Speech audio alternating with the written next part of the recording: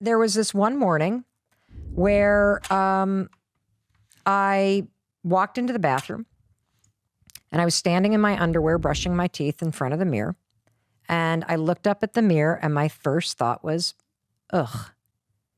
I noticed that my jowls were starting to look like saddlebags on a pack horse at the Grand Canyon.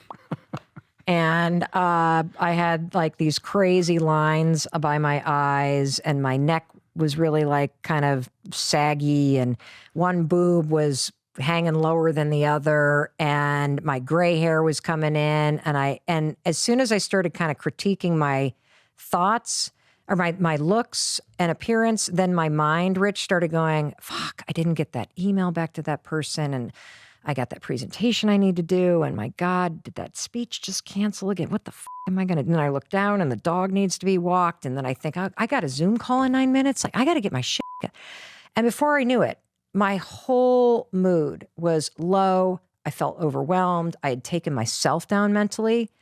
I just wanted somebody to walk in and be like, Mel, it's going to be okay. Like, you got this, girl. Like, it's lift your head up. You can handle this. I don't know what came over me, Rich. This is pathetic. But standing there in my underwear in front of my bathroom sink, I raised my hand and high-fived my reflection. And I cracked a smile because it's so fucking corny. I even thought of that guy, Stuart Smiley from the SNL skits. Remember that? I'm nice, I'm kind, people like me. Went on with my day. That was it. Snapped a photo, though. No, not that one. Oh, not that one. Not the first time. And then I kept doing it. I did it probably for a week or two.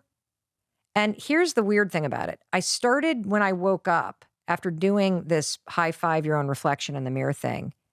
I actually started to feel like I was looking forward to it. And here's why.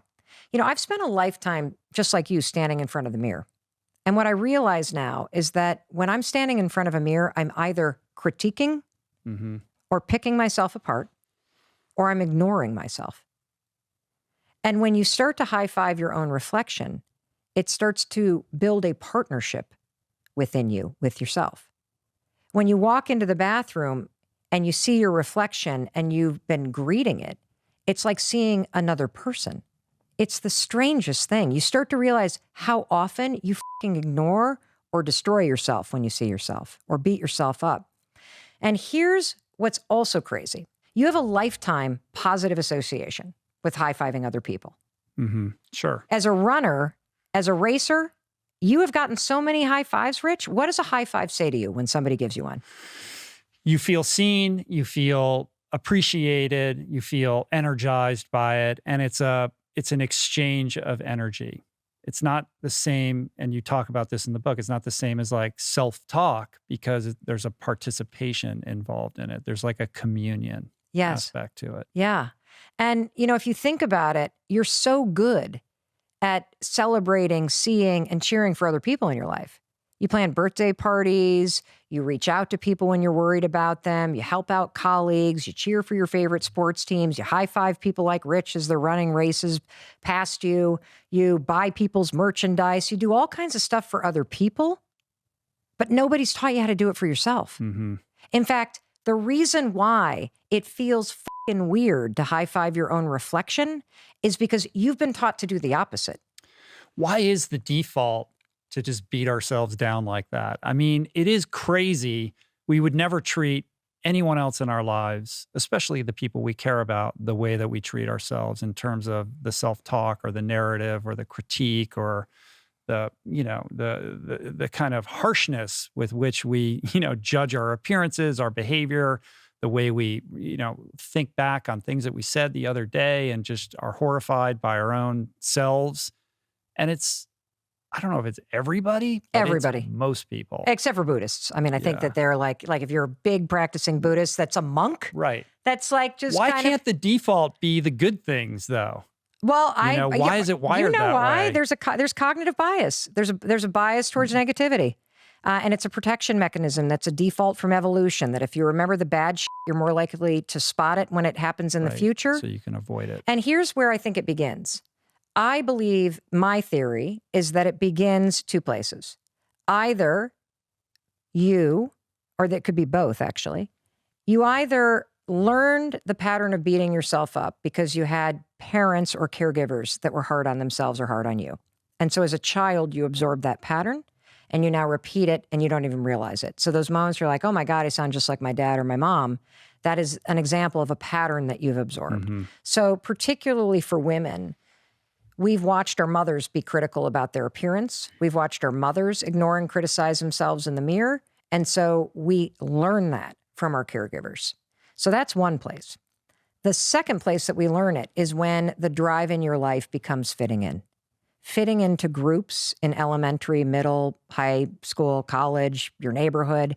That feels safe when you fit in. When you feel like you don't belong, you immediately go into a protection mechanism. And I believe a lot of the negative self-talk is a sorting hat type of mentality that we do to ourselves going, I can't be with those people. I can't be with those people. It's safe to be with those people. And you start to see yourself and the world around you as places where you belong and places where you don't. And part of the criticism, as fucked up as it sounds, that we engage in all the time is don't be too big, don't be too loud, don't show yourself too much, don't have blue hair, don't do this, other people won't like you. It starts as a way to protect yourself from being rejected, but the truth is you develop a habit of rejecting yourself. Right. Meanwhile, you're further divorcing yourself from who you truly are because you're not Correct. giving yourself permission to be yourself. That gets sublimated in favor of fitting in and, accommodating other people and acclimating your behavior around what will be approved of. Yes. So for me, I have clearly a lifetime of beating myself up and tearing myself down and regretting decisions that I made. And in the middle of stumbling through life, instead of being like, it's going to be okay, it's going to be okay, being like, you're really fucked up now, Mel. How does that help? Right. How does criticizing and being hard on yourself help? You're going to turn to page 25 of your dream book. This kicks off the most exciting week because it's all about building a dream team. What does that mean? Well, there is a unprecedented amount of research about the impact that the people you surround yourself with have on you. I could spend the next 5 hours discussing all of the compelling research that proves that behavior and mindset is contagious. If you surround yourself with negative people, you will catch their negativity and it will make it harder for you to go after your dreams. If you surround yourself, for example, with people that smoke, you are unbelievably likely to catch the smoking habit. If you surround yourself with people who are divorced, you are more likely to get divorced or to break up. If, on the other side, you surround yourself with positive people, you're more likely to be positive. If you surround yourself with people who are in relationships that are committed, where they're working on it, where they treat each other with respect, you are likely to pick up those habits. The single most important thing that will impact your dreams beyond your own mindset is the people you have surrounded yourself with. That's why this entire week is going to challenge you to take a very critical look at the people that are surrounding you. Are they positive? Are they negative? Are they cheering you on? Are there people in your life that are several steps ahead of you, that are motivating you to go further, to push through your self-doubt? Are there people that you are around that inspire you to crush your own self-doubt? Are there people that you have in your life that you feel safe to talk to? It is critical. If you want to do big things in your life, one of the most important things you can do, other than attacking your own mindset and building a positive mindset, which is change number one. Change number two is get serious about building a team of people around you that will help you change for the better and that will inspire you and motivate you to push through the self-doubt, the procrastination, the hopelessness that you feel that holds you back. It's one of the reasons why we created a Facebook group for Best Decade Ever, because I wanted you to have access to other people that were doing big things. If you don't agree, by the way, with somebody's dream in the Facebook group, scroll past them. I do not want to hear that people are criticizing each other people's dreams. As long as those dreams are legal, if you have a political objection to them, if you have a moral objection, if you have some sort of activist objection, do not express it in our Facebook group. This is a place for people to feel safe to express their dreams. This is not a place for you to be critical of people's dreams. You got it? Good. If I catch you doing it, you'll be pulled out of the group. So we are cheering for each other, or we are scrolling past the dreams we don't care to cheer for. You got it? Good. So let's turn to page 26. The assignment this week is super simple. Very simple. All the content this week is all about one thing. Take an audit of the relationships around you.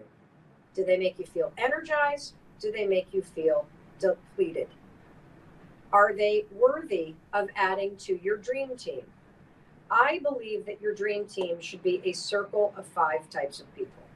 I have had a gang of 5 in 2 different chapters of my life, and they have had a profound impact on my ability to build up my habits and to build a business that I'm very proud of. And so I'm going to tell you one story. I had my first dream team when I first got into the speaking business 5 years ago. 5 years ago, I was just stepping into the speaking business. I had no idea how you got paid. I had no idea how you built a business. I had no idea how you become very successful in it. And I was lucky enough to be invited to be part of a gang of 5 people. All of these folks were ahead of me in the speaking business, but I was in the media business, so I brought something to the table that they didn't have, which is the understanding of how you leverage the media, how you get press coverage, how you build a digital business. Well, I want to tell you what I learned from my gang of 5 in a matter of 18 months took me from charging in the beginning $10,000 for every 1 hour speech to where I am now, just 4 years later, the most booked female speaker in the world last year, 110 speeches, and charging 75 grand for a speech, and being so successful that if I didn't have a daytime talk show, I could literally be booked 365 days a year. I didn't learn how to do that on my own. I learned that by having a dream team of people that were cheering for me, that were challenging me, that were pushing me out of my comfort zone, that were motivating me to make the small changes that would help me get ahead, and that also provided the safe space that allowed me to be able to share my concerns and my fears. In this stage in my career, I have a different dream team that are all people that are building massive businesses and leveraging digital content in order to do it. Best-selling authors, folks that have created incredible consumer brands, products that you would know if I were to mention them. And I am learning from them how to go from where I am here to building a digital business that I aspire to build that's up here in this decade. Because remember, this is about your best decade. And what I'm realizing is that when I think about the goals that I have in the next phase of what I want to build, there's probably a dream team that's slightly different that I need to go out and attract. So what are you going to do this week? As again, it's very simple, super simple. I've kept this super simple. You're going to do the same assignment you've had for the first 2 weeks. You're going to continue to wake up every morning and write down your 5 big dreams for this decade. If they change from yesterday, terrific. If they're the exact same, terrific. There's no right way to do this. You simply wake up, and the second that you have a moment, you're going to just write down the 5 massive dreams, the big dreams, not the little dreams, the big dreams for this decade.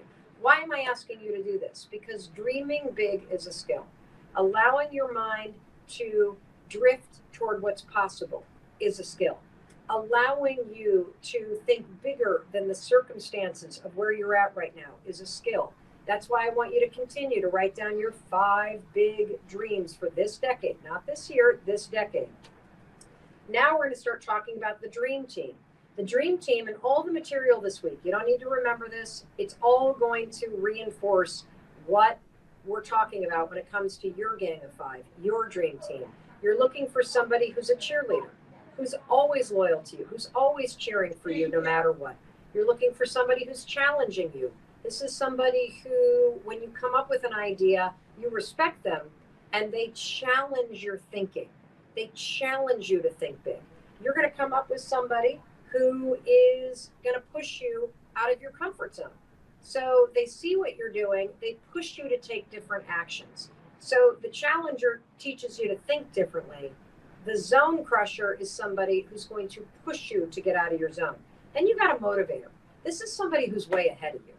This is somebody who, just by them being in your circle, somebody that you can text, somebody that responds to you, this is somebody that motivates you. They demonstrate that the amount of money you want to make, the changes in your health that you want to create, the type of relationship you want, the business that you want to build, the life that you want to have, they demonstrate that it's possible. And by them being in your life, it motivates you. And then you need somebody in your gang of 5 that is a safe space. This is somebody that you can tell the terrible stuff to. This is somebody you can tell your deepest fears to. This is somebody that when you're frustrated, when you just need to vent, when you're fucking pissed off, that you can go to and just have a safe space to get it out of you. Somebody who will not let it get on them. Somebody who will just let you vent and process and say what you need to say so you can pick yourself back up and move forward. And so what I'm noticing when I write down these 5 things, I'm realizing in this next phase that I want to go build, I need to build my own dream team. And so the assignment this week, super simple. You're going to continue to write down your 5 dreams today, tomorrow, on Tuesday, on Wednesday, on Thursday, and again on Friday. You're going to wake up and allow yourself to dream big, write down your big dreams. And then all week long, it's about thinking about the people around you, thinking about the dream team you need to assemble in order to help you with the dream that you picked last week that's the theme of your life. And you probably don't know these people yet. That's okay. You might be able to find them in the Facebook group, which would be really cool. And so that's why joining the Facebook group is really important. Hey, Kim. Hi, how are you? I'm great. So my question just has to do with this COVID-19 epidemic or pandemic has heightened my sense that I'm not where I should be in life. And I think I coined a term in my head. It's the green grass trifecta.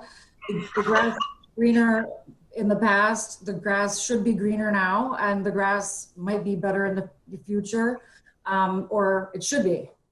So that's the way I'm feeling. I feel like that the constant rumination over this is just causing me to get into that funk. And, I have a schedule and I put those best practices forward to try to make myself feel great every day. So can you describe for me, what is it that you are ruminating about that makes you feel like that you're stuck in this green grass trifecta, as you call it? Well, I just, everyone has started to lose their jobs. I know that intellectually, I know that due to the pandemic, it does not discriminate against any sector of the economy. I mean, I just read an article that even healthcare workers, physicians assistants for like elective surgery, for example, and some doctors are being furloughed or losing their jobs. So I know it affects everyone, but just the idea that I could be on shaky ground and possibly lose my job if the company tries, wants to make cutbacks, and it's mind-boggling to me that these companies have such a short runway of 1 month, and then the entire economy goes to hell. And so I know that it really may leave no person behind in terms of those effects. And so I wish I wasn't on such shaky ground, and that bothers. So let me ask you a question though. So is the worrying that you're doing and the ruminating mostly about losing your job, or are you beating yourself up and punishing yourself in other ways too? It's about that, but I guess I am beating myself up and punishing myself for like not amassing massive amounts of wealth, so that if I did lose my job, I just say, okay, well, who cares? I'm going to, Bermuda and, whatever. So that bothers me. Are you where, push the pandemic or whatever the heck it's called aside, okay? Are you where you thought you would be in life by now? No, I think, I went through the recession in 2008, which I would like make steps forward and take 3 steps back. So I would undertake a project to like improve my life and get, where I wanted to go. And then something seems to always happen, economically, or just I have some big loss in my life. And so it's the same thing here. I was starting to move forward and I had a really good plan for where I wanted to be like a year from now. And I was implementing that plan and I had really great traction on that. And then boom, this thing happened. So Okay. we are again. Okay. So here's the opportunity for you. The opportunity for you is to not make the pandemic personal, because the thing that will kill your ass is here we go again. When you start to buy into a narrative that there is a negative pattern in your life where you get fucked over, that just becomes louder and louder and louder. And what you're having right now is a crisis in your own resignation. And you're seeing the pandemic as a gigantic reason for why it's never now going to work out. And so what I want you to use this moment in time for is I want you to use this moment in time to start to truly win the battle with your own resignation. Because I used to have a story, and sometimes it crops up when I get really pissed off about things. I used to have the story that I'm like the bad news bears. I'm like that little sports team that everybody underestimates, and I never have the right equipment, and I barely win by the seat of my pants, and then everybody underestimates me, and I never get the recognition that I deserve, and why the hell does things have to be so fucking hard for me? And I'll tell you something. I thought I won that battle because I started to have some success. I've been working on my mindset. I'd made a bazillion changes in my life. This is all when the 5-second rule book started to kick in. My speaking career takes off. I feel the momentum. Hell, I got a daytime syndicated talk show. I thought, holy shit, I have won the lottery. And all of a sudden, talk show's canceled. My book contract is canceled. Every single speech I have this year, but for one, is canceled. And I feel like I have been kicked back all the way to square one again. And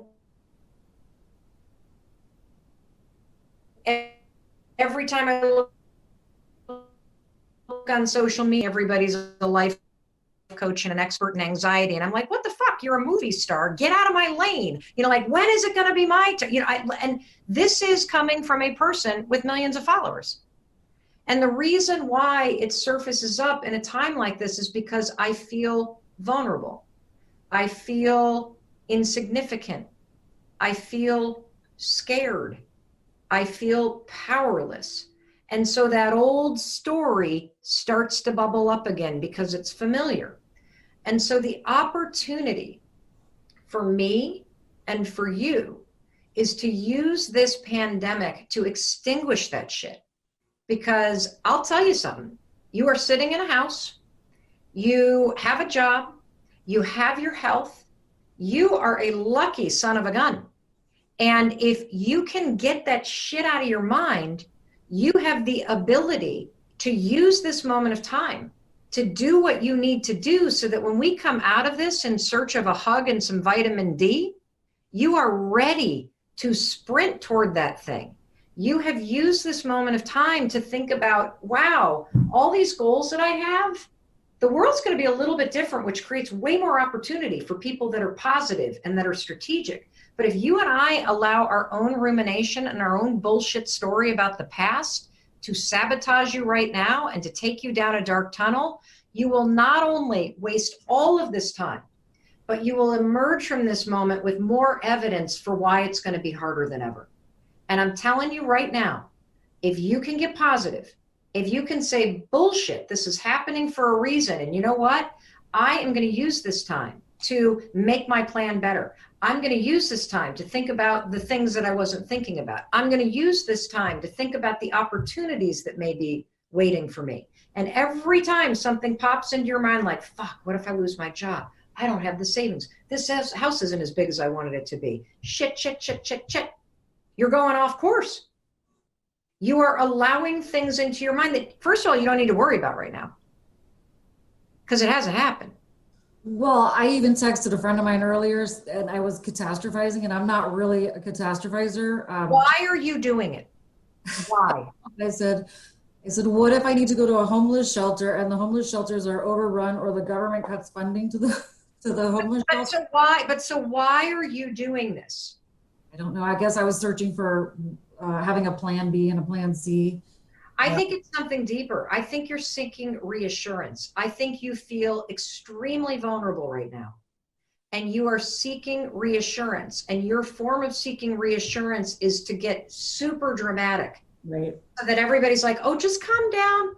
Calm down. How old were you when you started doing that? I'm really not, as a habit, a catastrophizer. But I did, as a young person, to get like my father to swoop in and comfort me or help me, I used to have to get very loud about it. So I crashed my car in freshman year of college, and it was a purpose experience, and it took him days to call me. And then I said, Dad, and I had to cry and get louder. This is what's happening. This is it right here. This is the pattern that's repeating right here. You feel vulnerable. You want somebody to come in and rescue you because life feels fucking hard right now. And catastrophizing is a way to get people to reassure you. I know more about anxiety than most people on the planet because I struggled with it for 25 years. And I also used it to manipulate the hell out of people. Not interesting what you say about that. That's an interesting take. I've heard you say that, that people with anxiety, they just get other people to fix their problems. Yeah. That makes a lot of sense. And it allows you to get out of having to do the work that scares you. Right. And what scares you right now is putting your head down because you had a plan and your plan was starting to work, and now having to readjust the plan. Me too. I had a plan too. My plan was to be a daytime talk show host. It was to write another book and publish it at the end of the year. It was to do another 60 speeches this year. It was to launch another course. All that shit just went, it scares the hell out of me to think about how am I going to reinvent myself in this moment. And it's easier to scroll through social media and be pissed off at people who look like they're ahead of you. It's easier to walk out of my office and walk into my husband's office and go, oh, what if this happens? And what if that happens? What if the other thing happens? And then he reassures me. All of which wastes fucking time and energy. You have something you want to do. What is it? Well, I wanted to move to Colorado. And fabulous. And I was making headway on that. Fabulous.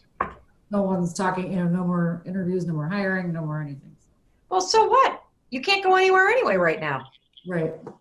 And so when this is over, guess what? Real estate prices are going to be awfully low. There are going to be a lot of places to rent. Right. There'll be plenty of things that you can figure out. If you lose your job, you could easily be unemployed in Massachusetts or in Colorado. Right. So there is nothing preventing you from moving to Colorado except for getting in your car and going when you can. Nothing has changed. You are just nervous because the plan that you had changed. Right. You can still get somewhere else. Life just told you it wasn't going to work that way. And so life is testing you. How bad do you want it? Badly. There you go. Then stop bitching about it. Stop texting your friends. Stop worrying about losing your job and start figuring out where the hell are you going to move exactly in Colorado, and what are the companies you want to be targeting, and who can you be networking with online, and what kinds of things can you be doing in terms of stalking those folks in their comments and getting to know them online and doing all kinds of stuff to tee yourself up so that when this ends, you're ready to go. That's true. I should deepen my plan at this point. Aside, it was working well just on the surface, like, oh, apply for this. These people would call me back and so on and so forth. But now I probably have to dig deeper. Yeah, you do. We all do, because this is not something that's happening to you personally. Look, we didn't choose for this to happen, but you get to choose how you show up to it. Right. And this is an opportunity for a huge breakthrough for you, because you strike me as somebody who is very resigned and somebody who doesn't believe that shit's going to work out for her. I know it, and the truth is, if I go back historically, it has always worked out. I said, oh, I want to live here and do this and drive that car, and it's always worked. So I don't know. Why don't you believe in yourself? I don't know. I'm going to have to think about that at this moment. Why, or write down all the evidence for why I should, and go back in history and say, well, you did it this time and this time and this time and this time. And so that's evidence that, that you The can do. evidence isn't convincing you because you're sitting here telling me about it in a very flat, unemotional way. You have a narrative that your life is hard. Right. And that it's not fair.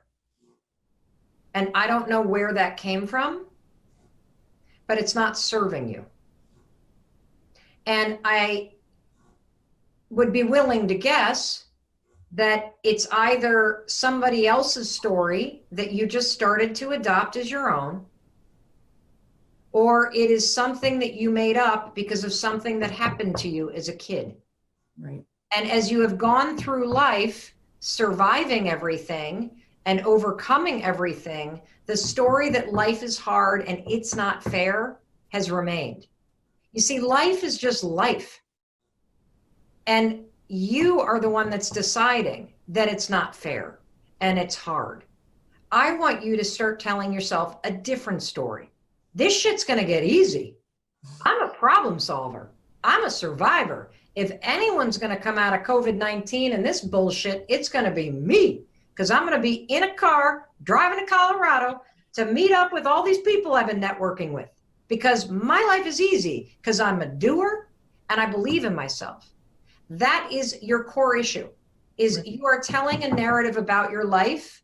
Whether it's true or not doesn't matter. What I know is it doesn't fucking serve you. And that's what's got to change. Yeah, I've overcome a lot of obstacles, and they were all kind of unfortunate events that I couldn't control as a kid and moving along, even though I had a wonderful childhood. But there have been obstacles. And so I do feel like in many ways, I'm like a survivor instead of just thriving. I'm surviving. And that's not, you're right. I need What to. does it mean to thrive in your mind? For everything to come, not easily, like, oh, here, come give it to me and slap it on my lap. But for me to say, this is what I really want to do. And then the steps move along and things happen and they come through in a positive way. And I get what I want relatively easily instead of having such a struggle. Well, what if you're the only part of the struggle? What if you're the one? And I'm not talking about a struggle out there. I'm talking about the struggle in here. I'm looking for a little, oh, here it is. Hold on. I've been using this a lot. Is this one? I don't know. This will work. It's I've got another word on this, but oh, here it is. Let me see. So there's, oh, is this going the right way? Can you see this? External, internal. There's external struggle and internal struggle. This is the struggle that needs to end. Right. Thriving would mean not getting all that stuff. Thriving would mean that you are doing what you're doing without punching yourself mentally and emotionally the entire time you're doing it. Right, removing the resistance. It's almost like when they're doing a roof and there's tar on the street and you drive over it and it just tacks on to your tire. Same thing. You just have to get rid of that because here's the thing that has changed my life and always diffuses the bullshit stuff that I tell myself about being the bad news bears. You ready?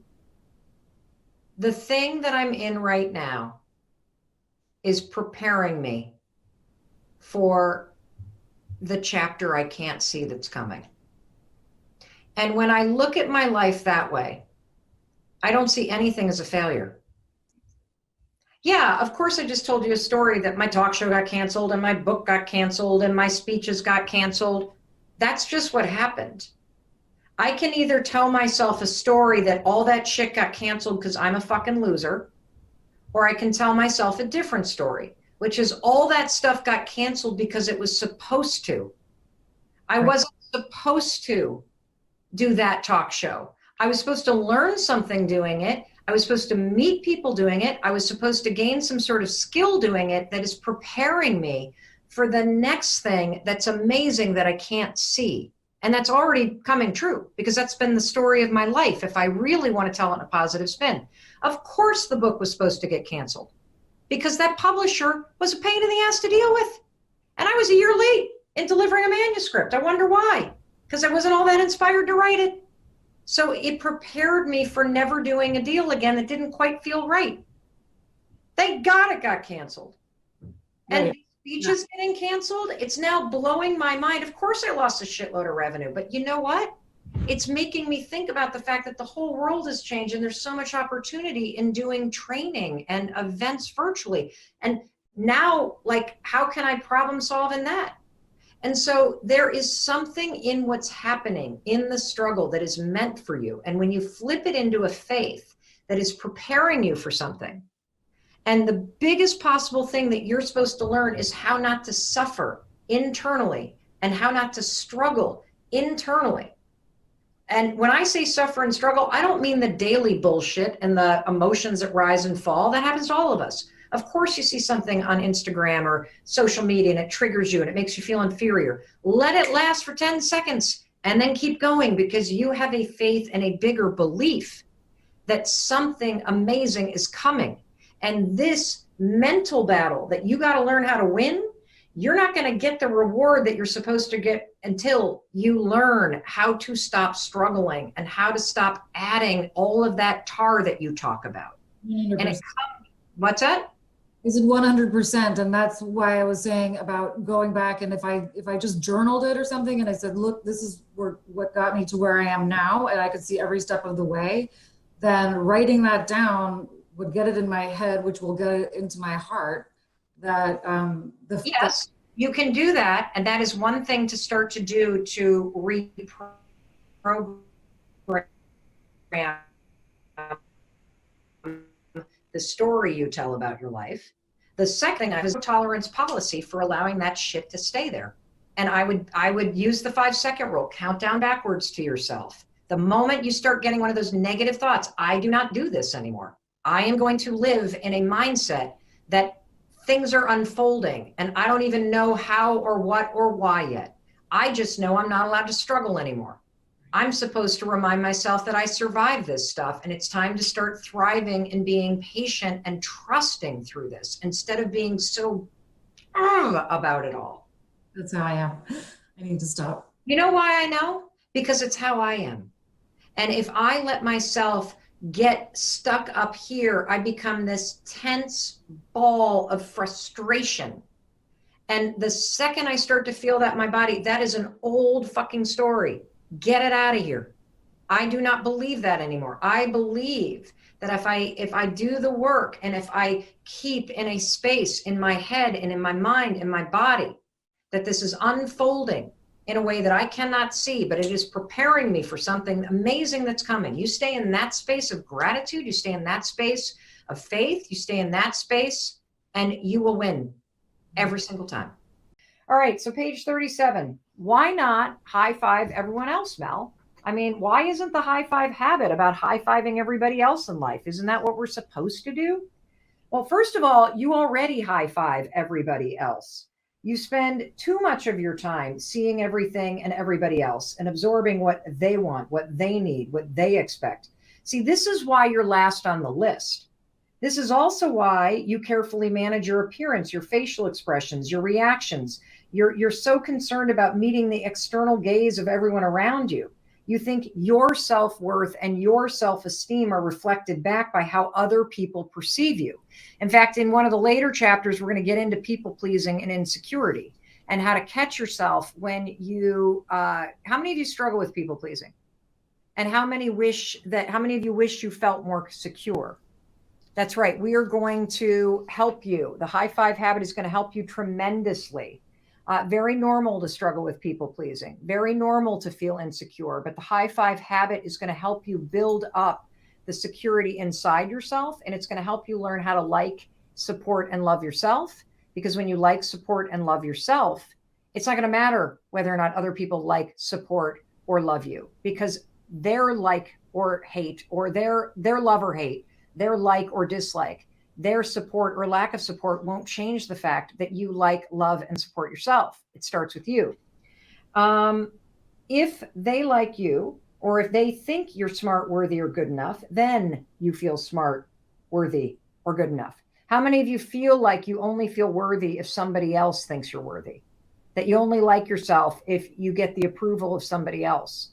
That you're waiting for somebody else to love you before you're going to love yourself? See, this is a huge mistake, and you're going to learn how to address this mistake in the high five habit, because we're going to teach you how to locate your self-worth, your self-love, your self-esteem back inside yourself. So you're looking in the wrong mirror, everybody, when you look for your worth in other people's approval. You see, 1 million likes on social media doesn't mean shit if you don't like yourself. I need you to flip the focus from looking outside of you for external validation and proof of your worth. I want you to stop looking at the number of likes and follows and views and praise and what you're getting paid and the car that you drive and the number that you weigh on the scale. And I want you to learn how to give that validation to yourself just because you're alive and you're standing here ready to live another day. So here's another question. I'm really surprised by how emotional the high five made me. When I high five myself in the mirror, I got emotional. I see a lot of you saying, me too. How many of you got emotional when you started high fiving yourself? Maybe not even on day 1, but day 2 or day 3, or maybe you've been doing the high five habit for a couple of weeks and you're like, why am I crying? Why does this swell up so much? Well, first of all, we're on page 38 for those of you following along. It is really, really normal to get emotional when you practice the high five habit. In fact, many people who try it are surprised by the emotions that come up. And you might relate to what they had to say. Alyssa said, I high fived myself in the mirror yesterday. I didn't think anything would happen, but I started crying out of nowhere. It's like my soul had been waiting on that high five and that recognition forever. Boy, I needed that. Or Wendy shared that after starting to do the high five habit, beginning her day by high fiving herself in the mirror, taking a moment of intentional reflection, she initially felt exhausted. Did anybody else feel exhausted by the high five?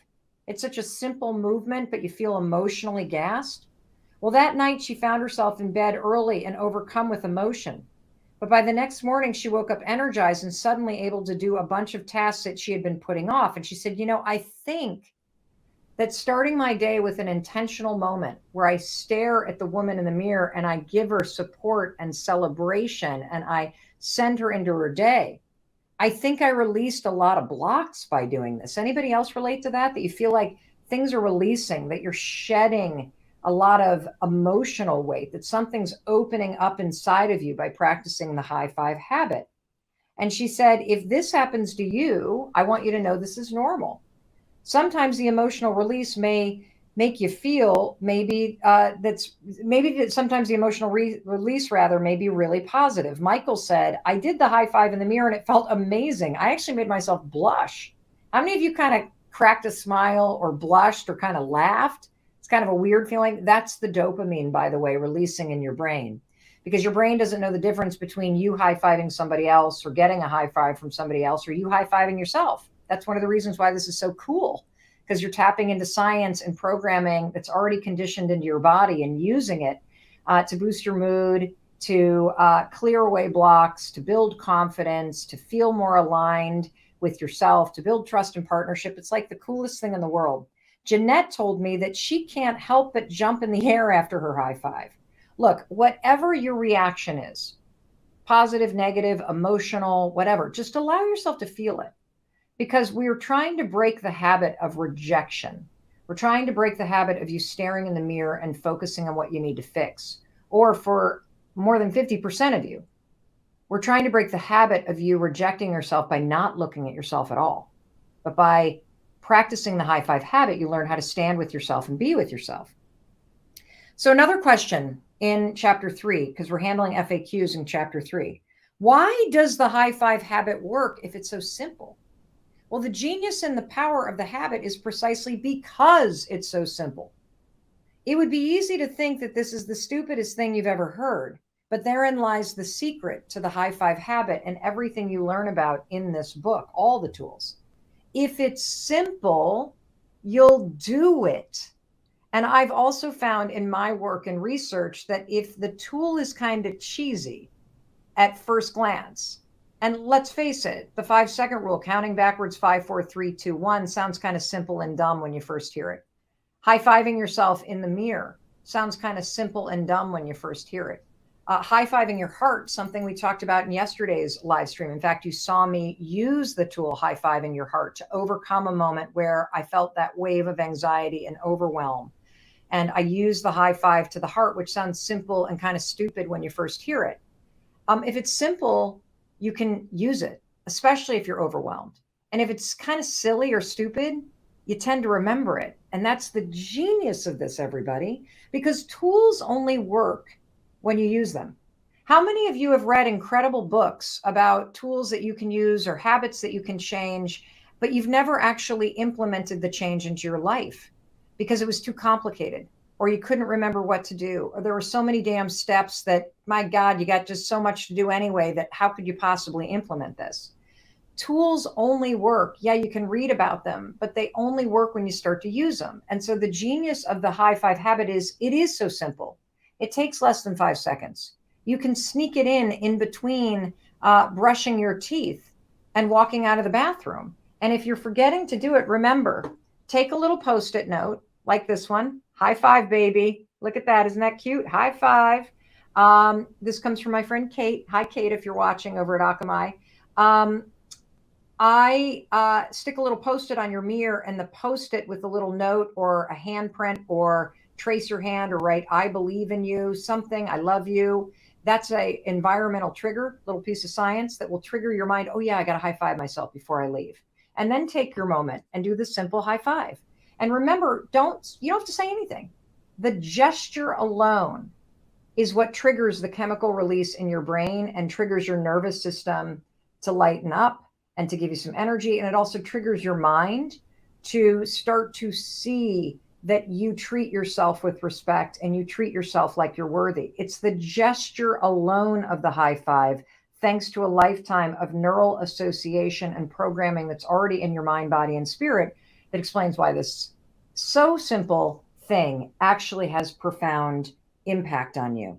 Our research shows that to build a new habit, it needs to be easy to add to your routine. And come on, how easy is it to put down your toothbrush and then high five yourself in the mirror? Super simple.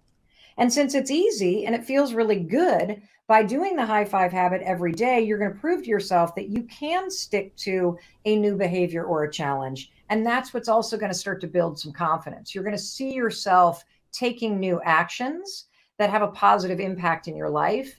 And over time, as you repeat this simple habit, it starts to have an even deeper impact in who you are and how you relate to yourself.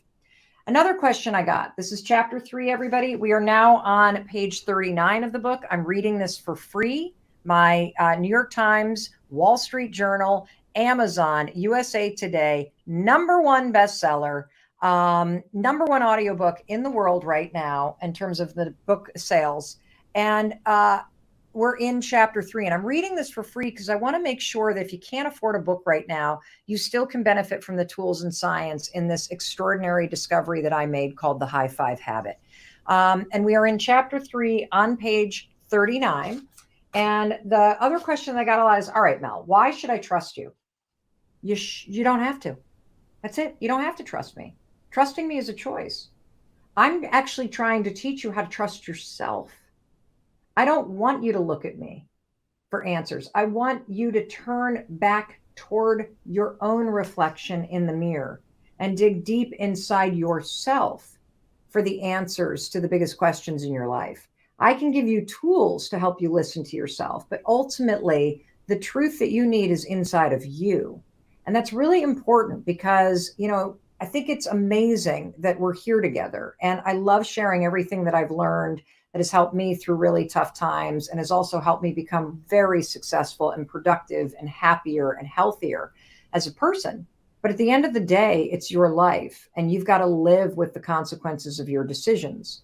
So everything that I'm teaching you in the High Five Habit is removing layers and layers of crap that is built up inside your mind that's made you doubt yourself and feel insecure and be rattled with guilt and feel tons of anxiety. And we are clearing away all those blocks so you can start to recreate a true partnership with yourself and learn how to believe in yourself again, because that's how you will ultimately change your life. Here's another question on page 39. Hey, Mel, I've got real problems. How can the High Five Habit, seriously, girl, help me during tough times? Now, as you heard in chapter 2, remember Jen? She was high-fiving herself through her 5th round of chemo, and she shared in chapter 2 how she's so good about supporting everybody else and worrying about everybody else, but she has a real problem asking for help. How many of you, do you have trouble asking for help? This is so common. And at the heart of having trouble asking for help and support is you've been trained to take care of other people and not put yourself first. You've been told that you're selfish or you're a bitch or you're this or you're that if you put yourself first. And B, if you struggle with self-worth, deep down, this is really sad, you don't believe that you're worthy of it, or you assume nobody's going to help you anyway. And so you've created this habit of not asking for help or not understanding even what your needs are. One of the things that my husband has recently discovered in his own therapy as he is facing really long-term depression is that for so long, he has suppressed his needs and has felt like they didn't matter, that he's not even sure what his needs are. And I think that's true for a lot of us, that we're not quite sure what our needs are or how to support ourselves. And again, the High Five Habit is a book that foundationally teaches you to reconnect with yourself and to learn how to not only be more aware of what you need, but to, in your heart and soul, know that you are deserving of what you want and need. And it's so cool when you start to have that breakthrough. I just love reading all your comments. And so, as Jen said, as she's going through her 5th round of chemo, high-fiving herself doesn't cure her cancer. So let me say it again. The High Five Habit will not cure her cancer. But what it does, high-fiving herself in the mirror, is it helps Jen feel encouraged, supported, and celebrated in her strength and in her resolve and her optimism as she fights the cancer. And the same goes for any difficulty you're facing. You need to high-five yourself through it. Lauren wrote, Mel, I'm a single mom, and in the past year, I lost one of my very closest friends to suicide. That's happened in my life too many times too. Losing people to despair, addiction, depression, mental illness. That's what suicide is. It's a disease of hopelessness. And, as I was walking away from a relationship that was not good for me, I struggled with feelings of sadness, feelings of being unsuccessful and not enough. And every time I see a mirror, I now give myself a high five. I do it to remind myself that I am alive and worthy to get out there and grab my dreams, mostly to inspire my daughters to live their lives happily with authenticity, to know that they are enough no matter what life throws at them. Or maybe you're dealing with a difficulty at work. It's not cancer. It's not losing somebody you love. It's not going through a massive breakup. Maybe work right now is really, really difficult for you. Kendra said, my company hasn't been netting sales, but I still high-fived myself daily to stay encouraged. And Brene wrote, I finished a project today I've been working on and struggling through for a month. As I looked at my final product, I was amazed and proud of my work. I handed the project over to my head with my head held high and a smile on my face. Now, the feedback I got on my work, it's okay. It's a start. Now, typically, I would spend the rest of this day bashing myself, doubting myself, overthinking, shutting down. Not this time. Something in me forced me to go to the mirror, high five myself, and now I am rewarding my hard work with some me time today. That's right. It's hard to get feedback, especially when you've put a lot of work in. And part of the art of learning how to grow is being able to put all your hard work into something and then either get feedback that's like, oh, I still have a lot to do, or to fail at something you've put all this hard work in, and know that you can still high five yourself through that feedback or through that failure to double down and know that, hey, I'm proud of the effort that I put in. And now I know that with this feedback or what I learned during the failure, I can apply it to what I'm working on and I can actually do even better. That's how high fiving yourself through something changes your life. For those of you just joining us, I'm Mel Robbins. I'm reading from my instant bestseller, New York Times bestseller, #2 selling book on Amazon, on all of Amazon last week, the #1 selling audiobook in the world last week and today. It's called The High Five Habit. You've made it an instant bestseller. And because I want the tools in this book that are so transformational and life-changing and simple and grounded in science to be accessible to everybody, I'm reading it cover to cover for free. So today we're on chapter 3. We are on page 40. For those of you who would like to follow along, we're on page 40. And please tag friends that can't afford the book. Please share this on your social media pages so we can teach the world the high five habit. If you can't afford a book, please get yourself a copy of this. And if you have teams or if you have colleagues or friends that could use the high five habit, and could use the science of knowing how to believe in yourself again, how to tap into that positive life force inside of you and that confidence inside of you to go take control of your life, send them a high five by buying them a copy. I promise you, it will be one of the greatest gifts you could ever give somebody because you are giving them the gift of believing in themselves again. Like those kids who do the high five in the research study, chapter 2 is all research, everybody. In the face of failure and challenge, that encouragement and partnership with yourself is exactly what you need. The high five reminds you that you can face whatever it is that you're going through. And it reminds you that you do have the resilience, the stamina, and the strength and the courage to meet this moment in your life and to come out on the other side. The high five also acknowledges how hard you're working. Just like a teammate would support you in the biggest play of your life, you can support yourself with a daily high five that says, you know what? It's hard, but you can handle this. You know what? These problems blow, but I still got your back. You know what? We got a lot to do today, and I'm going to be here supporting you. You know what? I don't deserve what's happening right now, but I can face it. That's what the high five habit does when you're dealing with problems right now. You high five your way through it. Well, Mel, what if I don't feel like doing it? Do it anyway. Do it anyway. Part of the reason why you don't have what you want in your life is because when you don't feel like doing something, you don't do it. Your life only gets easier when you do the hard things all the time. So push through your resignation, push through your weirdness, and practice the high five habit every morning after you brush your teeth. If you're sitting there on the fence about buying this book, 5, 4, 3, 2, 1, buy the book. You need this. Every human being needs this. This is the book the world needs right now. And if you don't believe me, go read the reviews.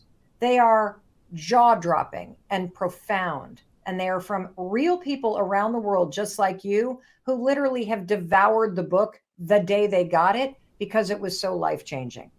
So please get yourself a copy.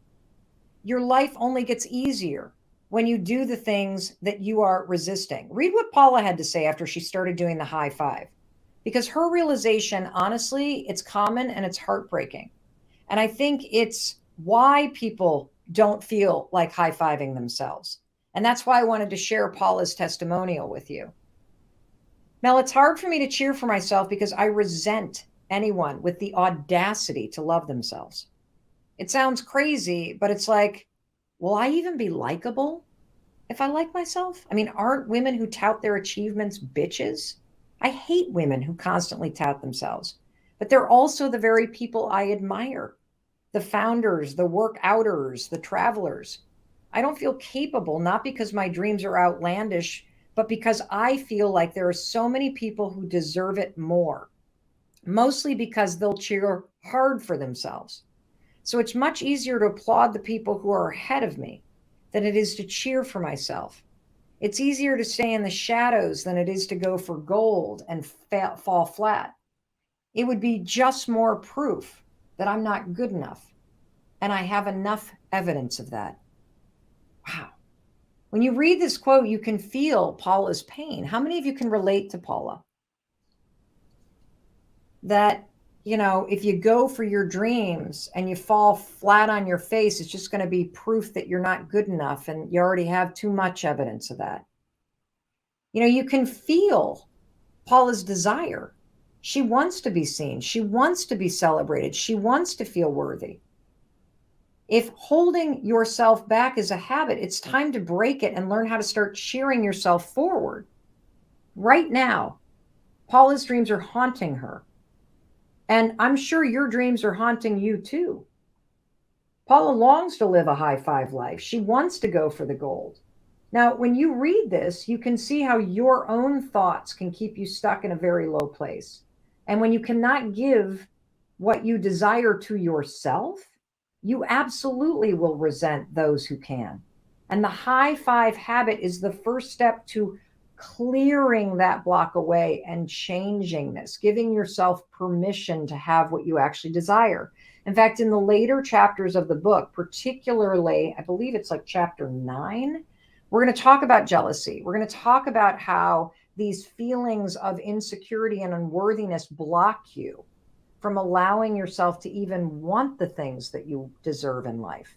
And that by high-fiving yourself through these feelings, you can start to reprogram your mind and treat yourself in a way so that you know that you deserve to be happy. You know that you are worthy of these things. You know that when you fail or fall on your face, it's not evidence that you're not good enough. It's actually evidence that you're trying. And that's going to make you more confident.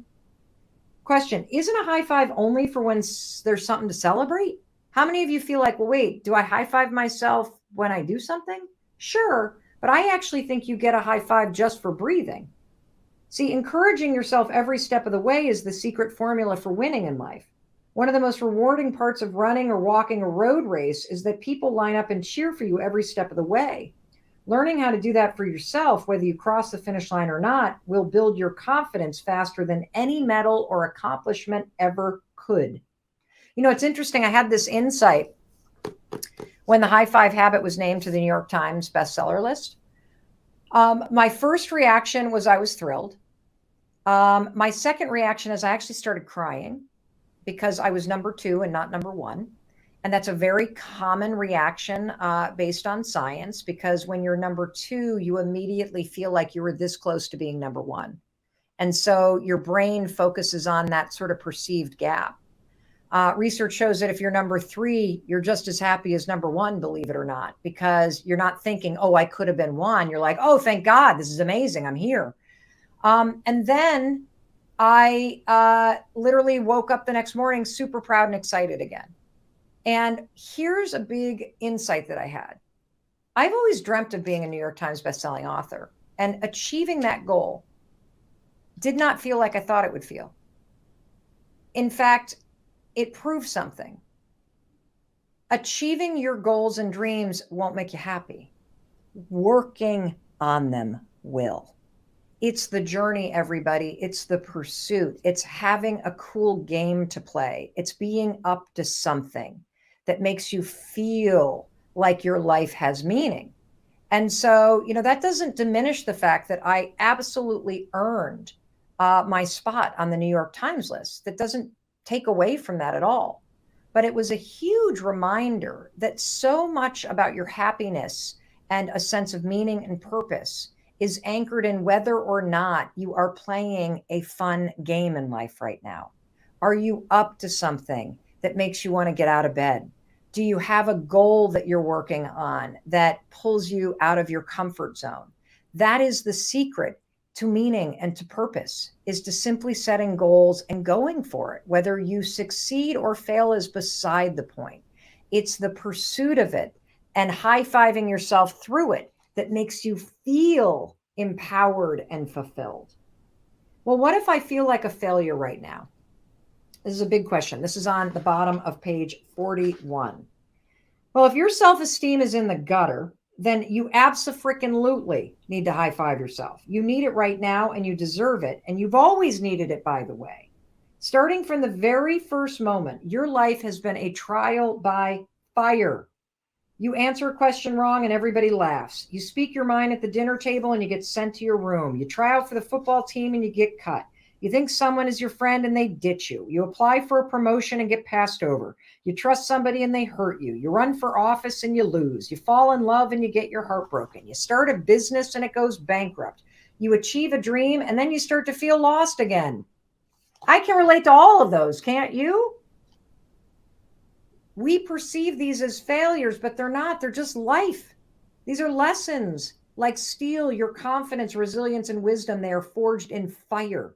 Your life is always teaching you something if you're willing to look at it that way. So why not reward yourself not only when you win, but also when you fail spectacularly? I mean, until recently, I had this whole thing reversed. I used to be the kind of person who held out the reward until I achieved the goal. And I was hard on myself every step of the way. I realize now how much harder I was making it on myself to both be happy, to feel fulfilled, to enjoy my life as I was up to a big game. What I've learned is that failures almost always lead to something amazing down the road. In fact, there's a whole chapter about this mindset. This is preparing me for something amazing that hasn't happened yet. I can't wait for you to read that chapter. The high five habit will help you pick yourself back up when it feels like life is knocking you down. And you need to, because you have the strength within you and you're going to need it to knock right back when the time is right. Okay. Page 42. Mel, I'm ready to start the high five habit. What's the best way to begin and to remember to do it? Excellent question. First of all, get a copy of the book, The High Five Habit.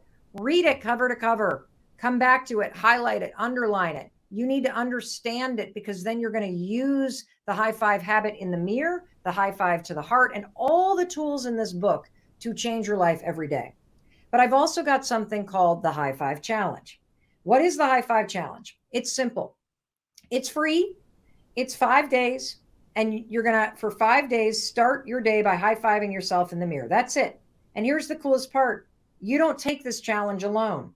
You and I are going to do the challenge together with 121,000 other people from 90 countries. That's how many people have signed up for and completed the High Five Challenge. 121,000 people from 90 countries, and their results are extraordinary.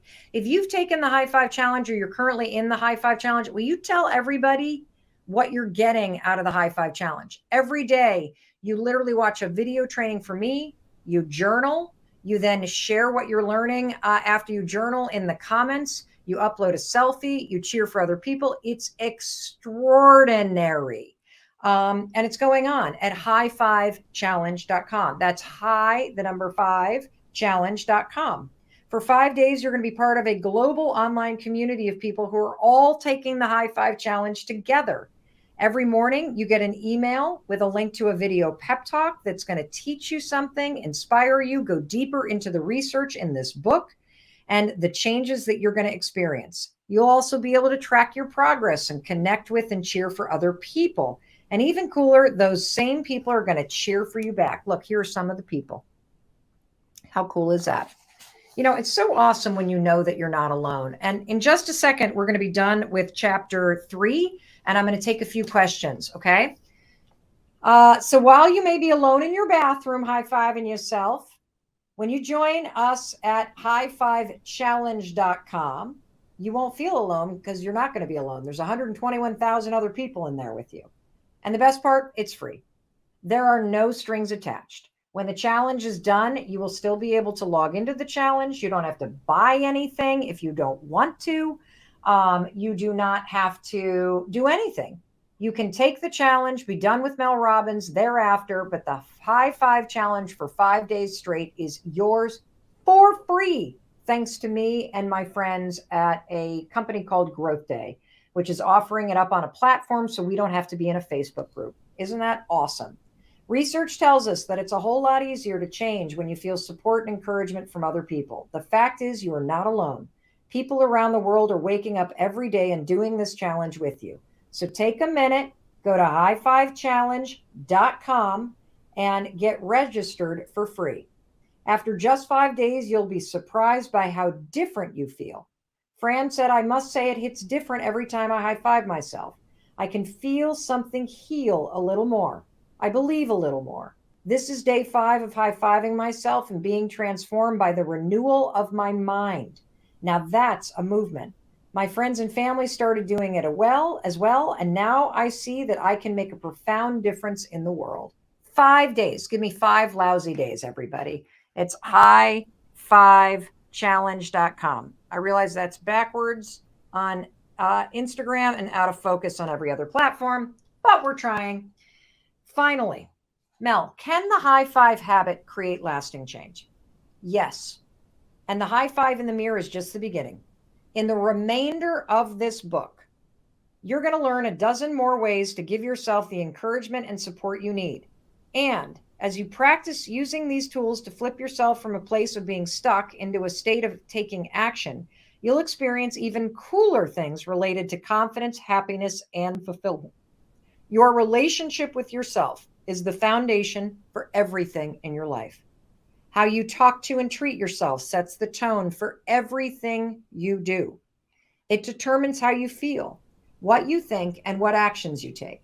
If you look in the mirror and don't see a person worth celebrating, you need to change that. The bottom line is you have a lifetime of positive association with a high five because you've been doing it for strangers, friends, and teammates your entire life. The neural association is in your brain. The programming, everybody, is already there. We're just teaching you to tap into it to change your life by making it a habit to look yourself in the mirror and high five yourself every single day. It will change the patterns that are stored in your subconscious, the patterns that are relate to you, the patterns associated with your mindset and your outlook and your motivation and your optimism and your confidence. And that will improve your mood. It will help you achieve your goals. And fundamentally, the high five habit and the tools in this book will shift the trajectory of your entire life because it shifts everything about how you relate to, see, and treat yourself. That's the secret. You also had this post that I was like, oh, that's interesting, where you said that you rarely see anyone with chronic anxiety who is not addicted to something. Yes. And that there is a tight connection between anxiety and addictive behavior. Can you explain that and help us understand that? Sure. So I'm going to mention the E word here, and I hope you don't shut off. Ego? I won't even understand it. Can you explain it without the ego? What's that? Your ego is kind of like an overprotective mother, right? Okay. Like it doesn't want you to go and play on the swings because you might fall off. It doesn't want you to talk in front of people because when you did that when you were in grade 6, people laughed at you. And is the ego the same thing as the alarm?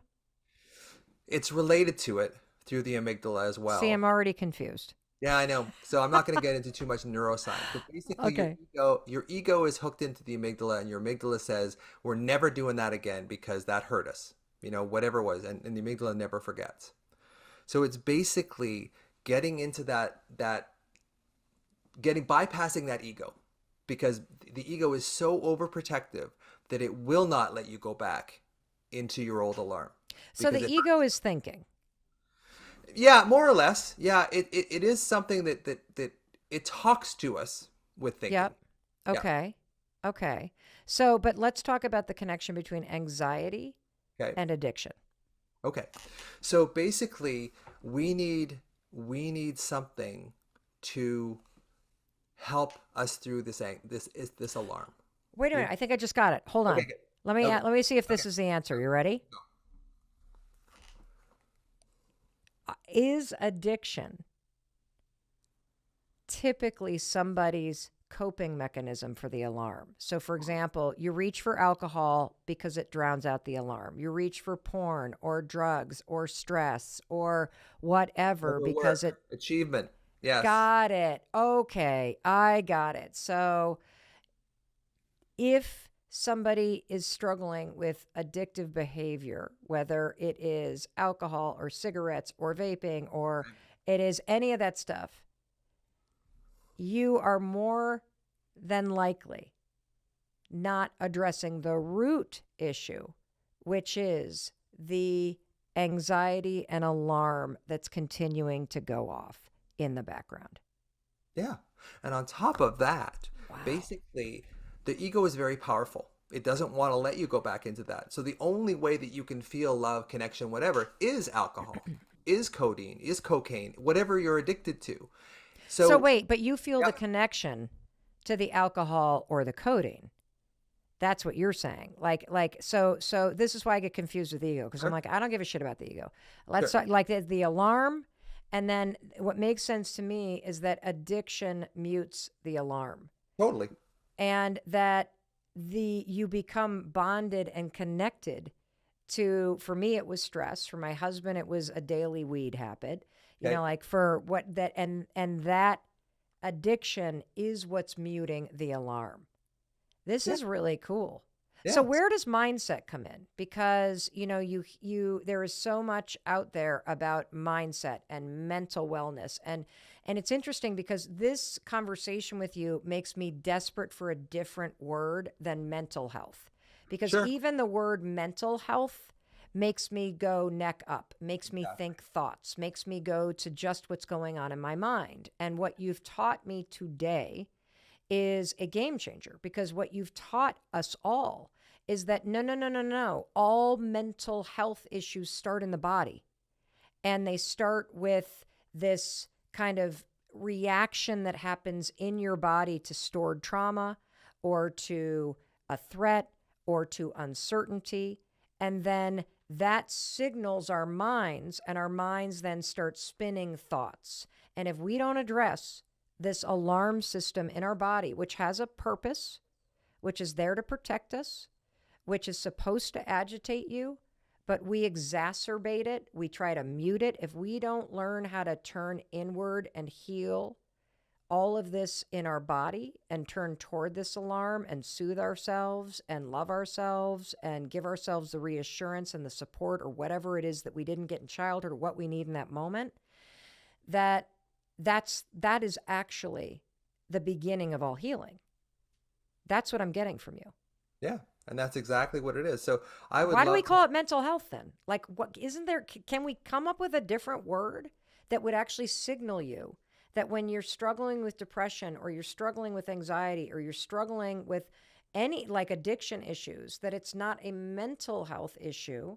It is a body something. Like, I don't even know how to describe this, Well, because an it's the entire exact system. opposite of the way that we think about things right Yes, now. it is the opposite. And I love, to come up with a better term than body set.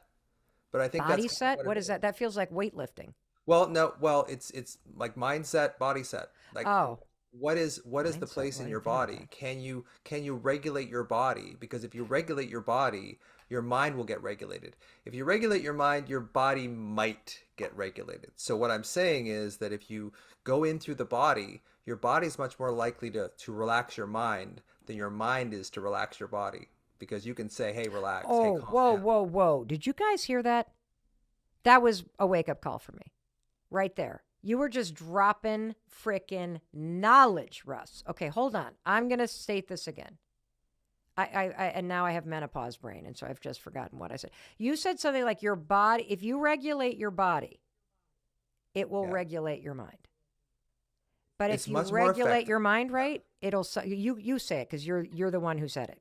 Yeah, it's much more effective to regulate your body first, which will automatically regulate your mind, than to try and regulate your mind to regulate your body. Because your mind lies to you all the time. Your body never can.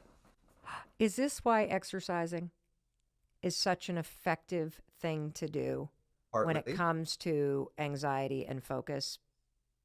partly, but there's something beyond exercise. There's something within the somatosensory cortex, or the part of the brain that controls our movement and our sensation. When we activate that, we start getting into the sense of the body and out of the rumination of the mind. And So so by that's one of activating that, is that what you're saying? You can activate that part by doing the exercises you've already talked about in terms of locating where the alarm is and then finding a neutral part in yeah, your body, breathing into it. and Do just you all? movement. Just that's why yoga is so effective, because it brings you into your body. Anxiety at its root is really a mind body disconnect, right? We go up into our heads and we stay in our heads because we don't want to go down in our body, because that's where the pain is. So we don't want to go into feeling town down in our body. We want to stay up in our thoughts. And that's another addiction. So we get addicted to worry. And that's why it's so hard to treat anxiety just by trying to fix thoughts, because we're addicted to thinking already. We don't need any more thinking. We need a lot more feeling, but we don't want to feel because that's where the frickin' pain is. Wow. So I've gotten a couple huge things Okay? from this. That first of all anxiety results from a separation Of some kind. anxiety that has some kind of separation experience or feeling separate from other in And childhood self. And self. and self. But what you just said too was really interesting, which is our response to that alarm or that feeling of being separate from self or separate from others or attacked by others or whatever, is that we actually do separate from ourselves. Anxiety and the alarm system, the way that most of us respond to it is to separate from our bodies, go up in our heads. And the way to quiet the alarm and ultimately turn it off is to come back and join in with yourself and come back to where the alarm is sounding off in your body, and then find a neutral or safe space in your body where you can draw your attention and breathe into back and forth and back and forth. And that when you quiet the alarm and when you go toward it and soothe your own body, that is the step that you need to take if you want to heal this. And that the thinking is part of the toolkit. Like, what would you recommend as some sentence that we could say if we're trying the tools, we go into our body, we're soothing ourselves? Is there something that people could say or repeat to themselves that you find is effective with the more neck down approach? Absolutely. What do you say? Basically this. Am I safe in this moment? Am I safe in this moment? I know I've got a presentation to do on Friday. I know I've got a big tax bill. I don't know how I'm going to pay for it. My mom is sick. But am I safe in this moment? Why a question? Because I like saying I am safe. You could I do it both. You am could do it okay. both ways. I find that people with anxiety, though, this is the thing about saying I love you in the mirror, is that people don't allow that in. The reason why you're anxious in the first place is because you block love. So when you say I love you, Whoa. The yeah, reason why you're anxious is because you block love? for yourself, yes. What? You're separated from yourself. That's exactly what it comes down to. That's what anxiety or alarm really is. It's a separation. And this is what I do. This is my little, we didn't get into my little intuitive thing here, We're but going to in a minute. Hold on. okay. We save the best for last, but hold on. Okay. Keep talking about the fact that when you have this alarm going off, Yeah. you are blocking, like, just say it again. Well, I'm the child processing, feels, hyper processing now. I'm just like, oh my God, I think I got it. I think I got it. I think I got it. That literally your alarm is asking for love and reinsurance. absolutely. And when you go into your head, you block yourself from receiving it. Yes. When you And go you block into your that child. body and you breathe into the alarm and soothe yourself, you are actually giving yourself love. Yes. Holy shit. And a lot of people with anxiety, just they're uncomfortable with love in the first place. I'll give you a very quick example from my own life. So my dad, before I was 10 years old, was this wonderful guy. Like, he was so connected to me and nurturing, taught me how to hit a ball, play chess, all this kind of stuff. Very, very connected to him. And I loved him greatly. And then as I got to be a young teen and his schizophrenia got worse and worse and worse, and he became suicidal and a bunch of other things, I withdrew from him because to see him in horrible depression was just too painful for me. So I blocked my love for him because it was just too painful to feel it. And that you can't block love from a parent without blocking love on some level to everyone. So there's a reason why I've been married 3 times. So this is one of the things. So when you find the blocks that you have to loving yourself, this is how you heal. And this is basically my little intuitive gift, is I can tell people where their blocks are to loving themselves. And then when you remove those blocks, the anxiety, the alarm just kind of fades away. So this is really going at the root cause protocol as opposed to just trying to make you think better. Wow. So how do you help people find that place where they've blocked love? Well, I go through their body, like what I believe, the short version of what I believe happens to you is as a child, you experience an overwhelming stress. It's too much for your conscious mind to handle, so you stuff it down. Freud would call it repression. You stuff it into the unconscious. And the body keeps the score, just like Bessel van der Kolk says. So because the body is a representation of the unconscious mind, and the unconscious mind is where these old, damaging programs are stored, they'll show up in the body. So I will find in your body where you feel that alarm and reverse engineer it to get into the same room with those unconscious programs, and then I can change them. Wow. That's pretty cool. I think my biggest takeaway, and I keep saying this because clearly every 10 minutes I have a life-changing takeaway from this conversation, but my biggest takeaway is the connection between the alarm that goes off and the love that you're not allowing yourself to receive. Totally. And that it's beautiful to think that loving yourself is the way you cure anxiety. And what a beautiful thing. And it reminds me of something pretty amazing that my son Oakley shared with me. I said to him the other day, I was like, dude, one of the things I love about you is that you, more than almost anybody I have ever met, are just so comfortable with yourself. Like you really seem to like yourself. And now, I should preface this by saying that, this is a kid that really struggled. 3 different schools before he was done with 8th grade, severe dyslexia, got so severely bullied at a camp that we had to pull him out of it. And the director wrote a long letter apologizing for everything. This kid has been through the ringer. Mm. And he said to me, well, Mom, he said, I realized and he said, this happened during quarantine. During quarantine, when I got to hang out with you and Dad and, my 2 older sisters, all 4 people who love me, I just started to realize just because other people pick on me or hate me doesn't mean I have to hate myself. Like I could actually just like myself. Like I could really just allow myself to love myself. And I got to be honest with you, from that moment, I can really almost pinpoint that during the pandemic, like this kid's chronic anxiety was gone. He developed this very positive attitude, and it all began from this insight around, hey, if the world is not giving me the acceptance and the love that we all are seeking, maybe I can just give it to myself. Yeah. It's incredible. It's absolutely incredible. I never thought about meeting the alarm of anxiety with acts of self-love. Yeah. And that's, it's counterintuitive on some level, because when you're anxious, you don't feel loving. Basically your social engagement system is shut off. You're in survival mode. So when you're in survival mode and survival physiology, you go into the emotional part of your brain, which is, evolutionarily programmed to look for threat.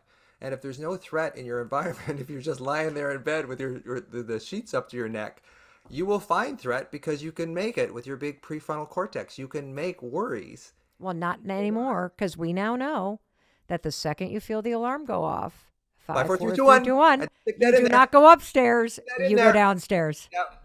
You go downstairs. Yep. Now, so I love to leave people in action. Obviously, everybody.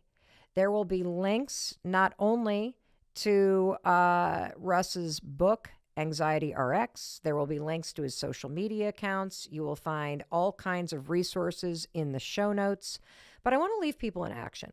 Sure. So, this is one of those incredible conversations that really changes how somebody thinks about a massively overwhelming topic like anxiety and mental health. Now, what I want to do is leave people in action with one simple new practice or habit that I want everyone to try every day for the next 7 days.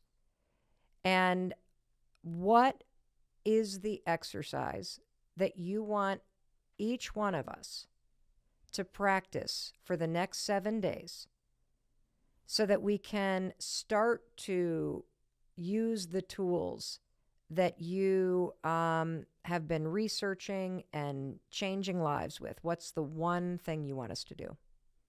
Can I do 2? Yes. Ones? As long as it doesn't involve the ego. Okay. Fair enough. Fair enough. Oh, okay. Well, that's it. That's the end of that. All right. So the first thing that I would say is what I said earlier. Am I safe in this moment? Or I am safe in this moment? Because this moment is all we ever have, right? The thing about anxiety is it always projects you into the future. So if you bring yourself back to the moment, and this has worked for me. It saved my ass a number of times in the middle of the night when all my defenses are down and I think the world is horrible. Okay. I am safe in this moment. I am safe, and really feel it too. Like, I am safe in this moment. Is there anything we should do with our hands or with our, do you want us to close our eyes? Do you want us to? You can do the high five your heart if you want. Okay, which is putting your heart right in the center of your chest. Take a deep breath. I'm safe. If you I'm find, safe. yeah. Okay. What else could you do? If you find your alarm, if you know where your alarm is, track the alarm. When you feel anxious, go into your body and say, where am I feeling this? Is this in my belly? Is this in my chest? Is it in my throat? Put your hand over the place where you feel your alarm. Okay. And breathe into that. Okay. There is a little thing too that I've kind of taken from Andrew Huberman about the physiological sigh. Physiological sigh is something that the humans do, and animals do it too, to calm themselves. And it's usually one quick sniff through your nose, and then another one, and then a long, slow breath out through your mouth. Now, with my anxiety people, I modify that. So basically, this is the process that I do when I get into alarm. Is I take 3 breaths through my nose really quickly. At the top, I hold it for about 3 to 5 seconds, which shows me that I'm in actually control of my breath. My breath isn't controlling me. Then I close my teeth and I breathe out through my teeth and make a hissing sound like. All right, I'm going to try this. Ready? And as I do that, I imagine a tire that's overinflated just deflating in front of me. That's my mental image. All right, let me try this. Hold on a second. We're going to all do I think we should do this one. We're going to do 2. So everybody, number 1 is 1 time a day, if you notice an alarm in your body, and that could be tension, it could be frustration, it could be anger, it could be anxiety, it could be that worry's starting to grip you.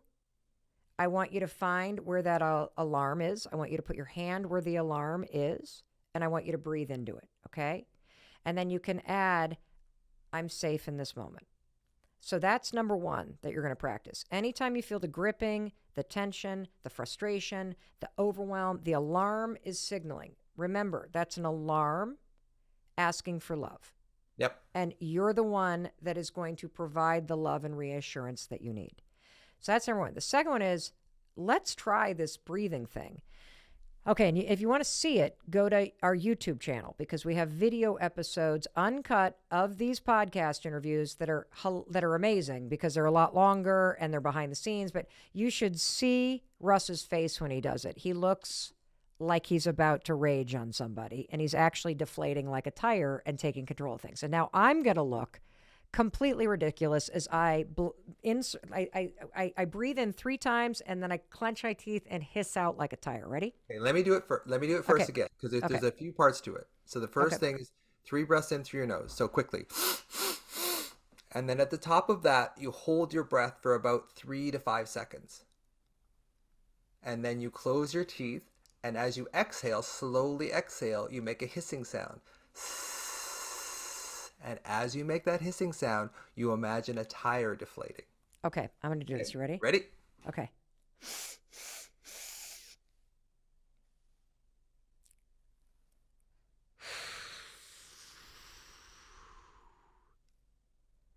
And I Whoa. want you to elongate that. So the whole thing about the physiological sigh is that you're creating a long exhale.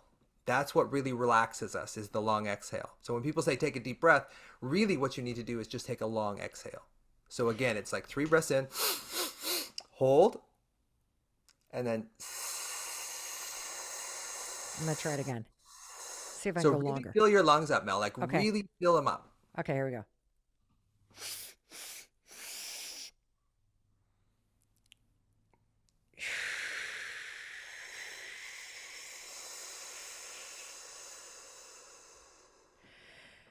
Wow. What's interesting about that is it requires so much focus that you can't really think about anything else. Totally.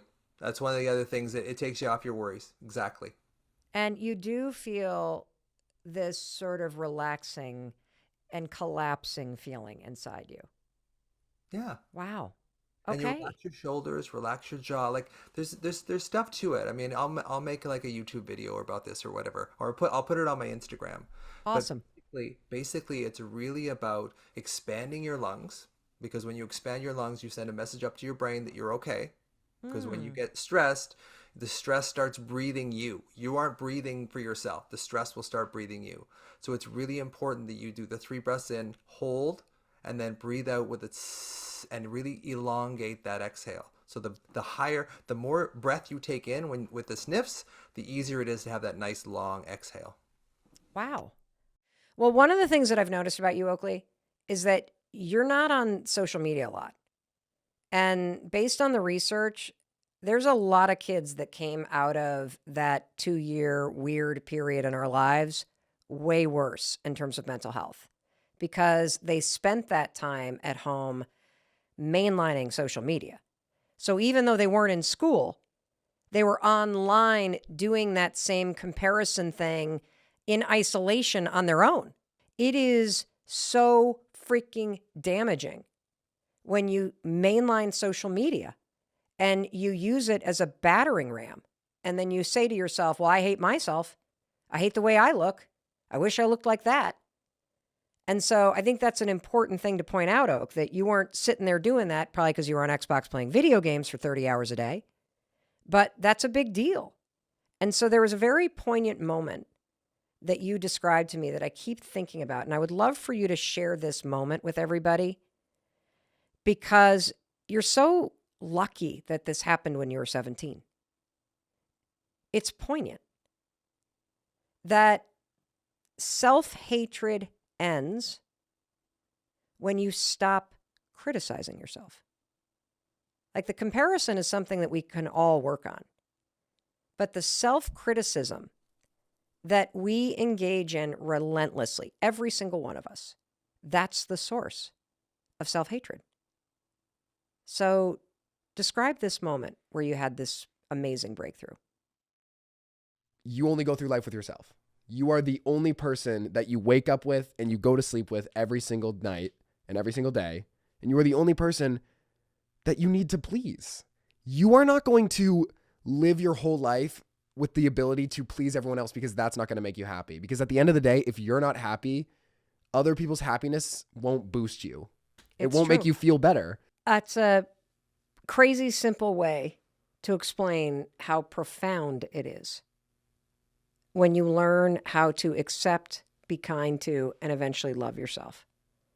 And you said something to me when we were talking about this that I thought was really like so simple, but also gut-wrenching in its truth, which is when you were removed from the situation of walking into school where you were worried people are going to pick on you, worried about whether you fit in, trying to get the attention off you. All of this energy pointed at managing this. And it's all energy that is based on the belief that there's something wrong with you. Yeah. That when that got removed and you were just quarantining with me and dad and your two older sisters, you had this epiphany where you're like, well, there's nothing wrong with me. yeah. So when you look at the research around happiness, researchers have put happiness into two big categories. One is hedonic happiness. And hedonic happiness is, am I having fun right now? It's the moment to moment fluctuating experiences that you have. And let's go back to the metaphor. It's like the waves in the ocean. They come and they go. You can jump in, you can play, you can have fun, and then it's over. And then there is the deeper happiness, the eudaimonic happiness, which is the sense of your life having meaning, of you feeling fulfilled and thriving in that life of yours. And it's important for you to understand that happiness has these two buckets, because I think what happens for a lot of us, and this kind of gets to Andrea's question, is that maybe you have one type of happiness. Maybe you're having a lot of fun on the surface, but life doesn't feel very meaningful. Or maybe you're deep in it, but you're not having any fun. And so I really want to unpack the difference between these two things and why you need both before we jump into the three different ways that you can increase happiness in your life. And so let's go to another question from a listener named Rachel. Hey Mel, I absolutely love your podcast and all of your work. I have a very loaded question, and I know a one-size-fits-all answer might not exist, but I wanted to ask anyway. How can I truly be happy? How do I cultivate happiness? I read so many self-help books, read a lot about the effects of childhood trauma. I journal. I try to be conscious of my habitual thoughts and patterns and work to reframe them. I exercise. I'm always listening to inspiring and transformational content like you. I feel like I do all the things, but I still struggle just to be happy and to feel happy. And I feel very stuck in the same emotions, and I really want to change. I really want to enjoy my life. Do you have any advice? Rachel, I so relate to you. And I want to just pass the mic to you listening right now. When Rachel said, I just want to enjoy my life, didn't you get the chills? Didn't you nod along and say, yeah, I just want to enjoy my life too? And this is really on my mind because I think that's the point of life, right? To really try to enjoy it.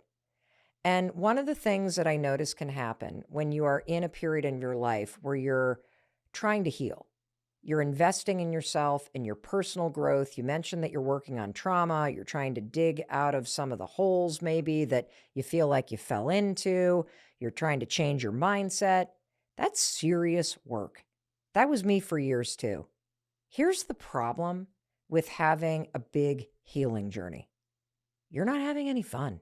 I think about periods of my life when I was going through a lot of change and I was working on myself and I was doing everything that you're doing. Every book I picked up was self-help. Everything that I listened to was self-improvement. I couldn't even remember the last time I read a fiction novel or I went to a concert or I went to a party. Everything got so serious because my focus became so serious. And my focus was about improving my life, improving my life, improving my life. And doing the work to change your life, it's important. Doing the work to identify toxic patterns that you have or bad thinking patterns that make you feel like shit, that's super important. But you must also double down on the fun while you're doing the deeper work. And so the first thing that I want you to do is I want you to set an intention that your number one goal this year is to have more fun, to invest in that first category, hedonic happiness, that researchers say is so important. Because yes, it's meaningful. Yes, it's fulfilling to do the hard work to change your life for the better. But changing your life for the better also means that you need more moments of fun in your life. And I worry a lot about this based on what we've all experienced in the past 3 years. We've all become hermits. It's hard enough to get yourself out of your house. But the other thing that's happened is if you're not going into work, if you're still working from home, you're also missing out on all of the spontaneous stuff that happens when you bump into people when you're out and about. In fact, I can tell you a story. Just the other night, it was Sunday night. And, as a bit of background, my husband and I had gotten some really awful news last week that a very, very close friend of ours suddenly died. Age 47, heart attack, gone. And I had been holed up in my house ever since hearing the news. I was super sad, feeling down, and I hadn't left the house in days. And so on Sunday, Chris says to me, Mel, I made a 4:30 reservation at the paddle tennis courts, which is a kind of form of almost like ping pong that you can play, sort of like pickleball in the middle of the winter on these tennis courts outside with some friends. It was the last thing I wanted to do. I wanted to just curl up on the couch and suck my thumb and feel sad. And we got into the car, and the entire ride over, I was sitting there thinking, should I tell Chris I'm pissed that he made this date with this couple to go play paddle? Should I tell him this is the last thing that I want to do? I kept saying to myself, should I say this? Should I not say it? And then I would say, no, don't shit on his parade. Like, just suck it up. It's going to be okay. We pull up. The sun's starting to go down. It's freezing. I've got a hat on and mittens on, and I'm grumpy, and I don't really want to be there. And then I see our friends, and I felt a little lighter.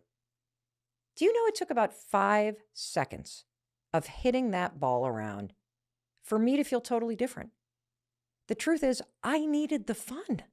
I needed the laughter. I needed to not be thinking about something so heavy. I needed to see people that I really like. I needed to do something that wasn't that serious, like working on myself or feeling sad or grieving. I needed fun. And getting out on that paddle court, it was fun. And there's a part of me that is sitting here going, Mel, are we really having a conversation right now on this podcast about the obvious? That we need to schedule time to have fun, that we need to force ourselves out of our houses, that we need to break this habit of being isolated and lonely? Yeah, we do have to have this conversation, because I don't think you and I have truly grasped the extent to which our day-to-day lives and our happiness has been impacted by these past 3 years. I mean, even those of us who really enjoyed that period of lockdown where we were trapped inside with our families, this new normal, this part of it, where we're sort of back to normal, but we're not, but we're coping, but we're like this situation, the loneliness and isolation, it feels like it's become everybody's new lifestyle. It's our new default. But this isn't just obvious, it's well researched. Researchers have proven that the difference between people who are happy and those of us who aren't is that happy people prioritize doing things that make them happy. I know, it's so dumb, but I need the reminder too. So now let's go back to my analogy about the ocean and the beach and waves and happiness. And I want you to just imagine that you're sitting on the beach and those waves are rolling in and they're rolling out and there's a boogie board sitting next to you. At some point, you have to get off the towel and you got to run into that ocean and you got to go play. And the fact is, it just takes one person to get everybody else to go. There's always that one person in a group of people at a beach who stands up first and grabs the boogie board and says, let's go body surfing. Come on, guys, let's go into the waves. And thankfully, this past Sunday night, for me, it was Chris. He was that one person. And look, being intentional about enjoying your life, about having fun, particularly during those periods of time where you're grieving, where you are going through something difficult, where life feels heavy, prioritizing fun is critical. But that's just one of the 3 things that you and I are going to discuss when it comes to getting intentional and amplifying up the 40% of happiness that is within your control right now. And if you're sitting there scratching your head going, oh my God, this is so me, but Mel, like, I think I forgot how to have fun. Don't worry about it. I've got an entire episode that we did a while back called How to Have More Fun, and I will link to that along with all the studies that we're talking about in the show notes. And so now that you and I have been playing in the waves and you understand that dragging yourself out of the house to the beach, off the towel, into the ocean, and forcing yourself to do things that are fun, that is part of happiness that we cannot escape, you and I are now going to go deeper into the ocean. And we're going to talk about the 2 other elements that you can tap into to create more happiness in your life right now. And we're going to do that using more questions from fellow listeners of the podcast when we come back. Welcome back. I'm Mel Robbins, and you and I are talking about what research says about creating more happiness in your life. We've already talked about the fact that researchers have identified 2 types of happiness: hedonic happiness and eudaimonic happiness, both of which are critical to your overall feelings of happiness. And we've talked about why getting intentional about having more fun is critical to you feeling happier now. Now we're going to jump into the deeper part of happiness, and that is the eudaimonic happiness, whether or not your life has meaning. Because when you go through periods of life where life is monotonous, it just feels kind of blah, you're on autopilot, you're not going to feel that happy. Just ask Jenna. Hey Mel, my name is Jenna, and my question for you is, how do you truly find happiness in everyday ordinary life? I'm a mom of 2 boys, and I struggle most days with being as joyful as I was when they were very little. As a mother of 3 kids who are now young adults, I can relate to what you were saying about how you were joyful when they were little. And I love that you use the word joyful, because I want to go back to that metaphor that I introduced at the very beginning of an ocean, and thinking about an ocean when you think about happiness. And so to me, when you go to the beach and it's a very, very calm day, there are no waves, there might not even be a cloud in the sky. Boy, it sure is beautiful. Happiness is like a still ocean on those days. It's your ability to stand in that ocean and feel this state of presence and connectedness and gratitude to simply being in the ocean. And I want to come back to something that you also said that I absolutely loved. You used the word ordinary. And the reason why I think it's important for us to focus in on the word ordinary is we often make the mistake of thinking that happiness is this big thing, this big burst, the big wave. And when it comes to the eudaimonic happiness, the deeper meaning in your life that creates the sense of happiness and fulfillment for you, I want to flip this perspective, because true happiness comes from finding the extraordinary in the ordinary. That's right. True happiness is actually pretty ordinary. And researchers have identified the number 1 factor in you living a happy life. And it is the most ordinary thing on the planet, which is why most of us miss it. And that's the quality and depth of your relationships. So let's unpack this. The Harvard study of adult development is the longest in-depth longitudinal study of human life that's ever been done. I mean, this has been going on for 84 years and counting. And for those of you super geeks like me out there, this used to be called the Harvard Men Study. So when you hear people talking about the Harvard study of adult development, that's the new name for this. And it now includes 3 generations of people that they've been studying. The original 724 participants now include 1,300 descendants. How cool is that? And here's the thing about this study. This study followed people through their life, asking them all kinds of questions as people aged. And one of the reasons why this study is so profound is because it tracked people as they lived. Most studies have people looking backwards, which means, when you look backwards, you often change the details. That's why the Harvard study of adult development is so exciting and so accurate, and the most accurate and important study of happiness that's ever been done. Not only because they have so much data and brain imaging scans, but they've also been studying people in real time, tracking them forward as they're living their lives. And Dr. Robert Waldinger is the fourth director of the study, and he and past study leaders have published these amazing findings that you and I can apply to our lives. These results from the Harvard Men's Study, they've been replicated in 5 other huge global studies. And I'm telling you all this because there's one singular conclusion from all of this data, all of this research, all of these fancy institutions. And it's this: good relationships keep you happier and healthier. Good relationships make you happier and healthier.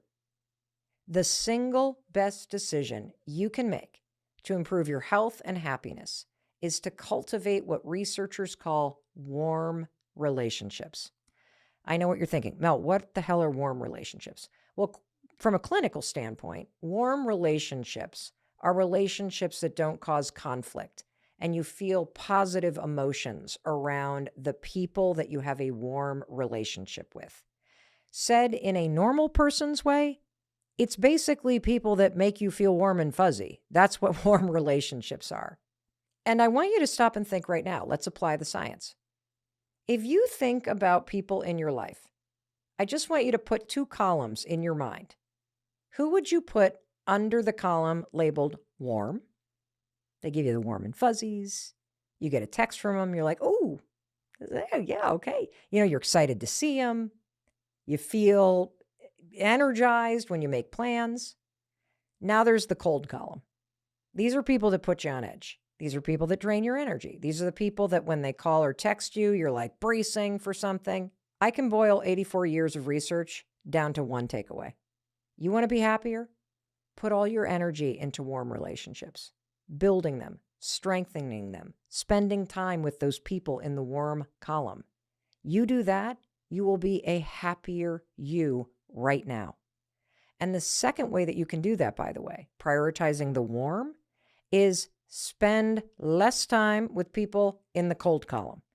You either need to stop hanging out with them because they're sucking your energy dry, or you got to put some effort into warming them up by forgiving them or reframing how you see them or working on your boundaries so that you're not triggered by them and their negativity doesn't impact your happiness. So keep that visual of a warm and a cold column. And as you meet people in your life, you can immediately feel what they're like.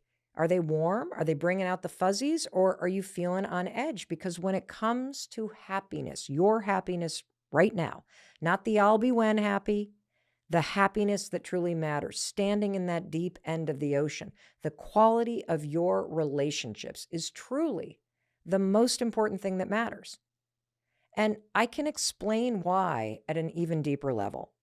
The reason why this matters so much, it is the number one indicator of a happy life. Good, warm relationships. Floating in that ocean with your warm buddies, keeping you buoyant. The reason why is evolution. See, positive or warm interactions with people, you know what that does, that warm, fuzzy feeling? Those kind of people in your warm column? They make you feel safe. When you're around those people, you're not on edge, so your body feels safe.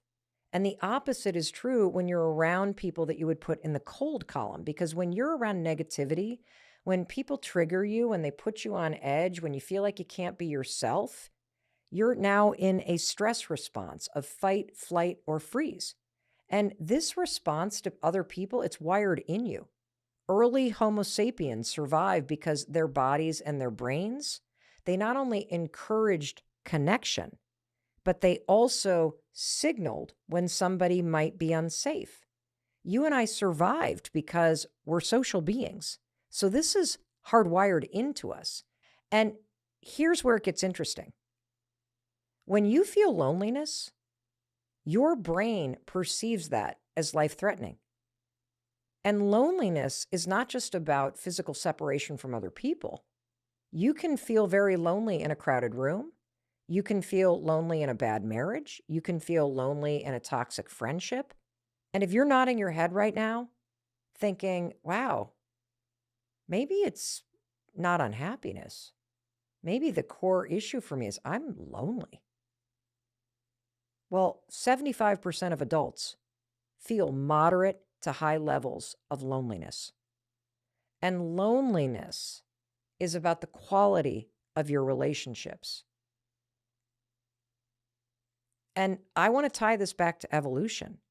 Loneliness feels threatening because you're meant to survive in a tribe of people. You're meant to be connected with people that make you feel safe and warm. It's not only part of happiness, this goes down to your mind and body needing protection. And they've even proven that when life is really hard, when it can come at you in full-on attack mode, when you're in survival mode, warm, connected relationships protect you from the stress of life. So how do you do this? How do you tap into relationships? It sounds simple, but again, make the column warm and cold. And then call your friends, text them, arrange time to meet them.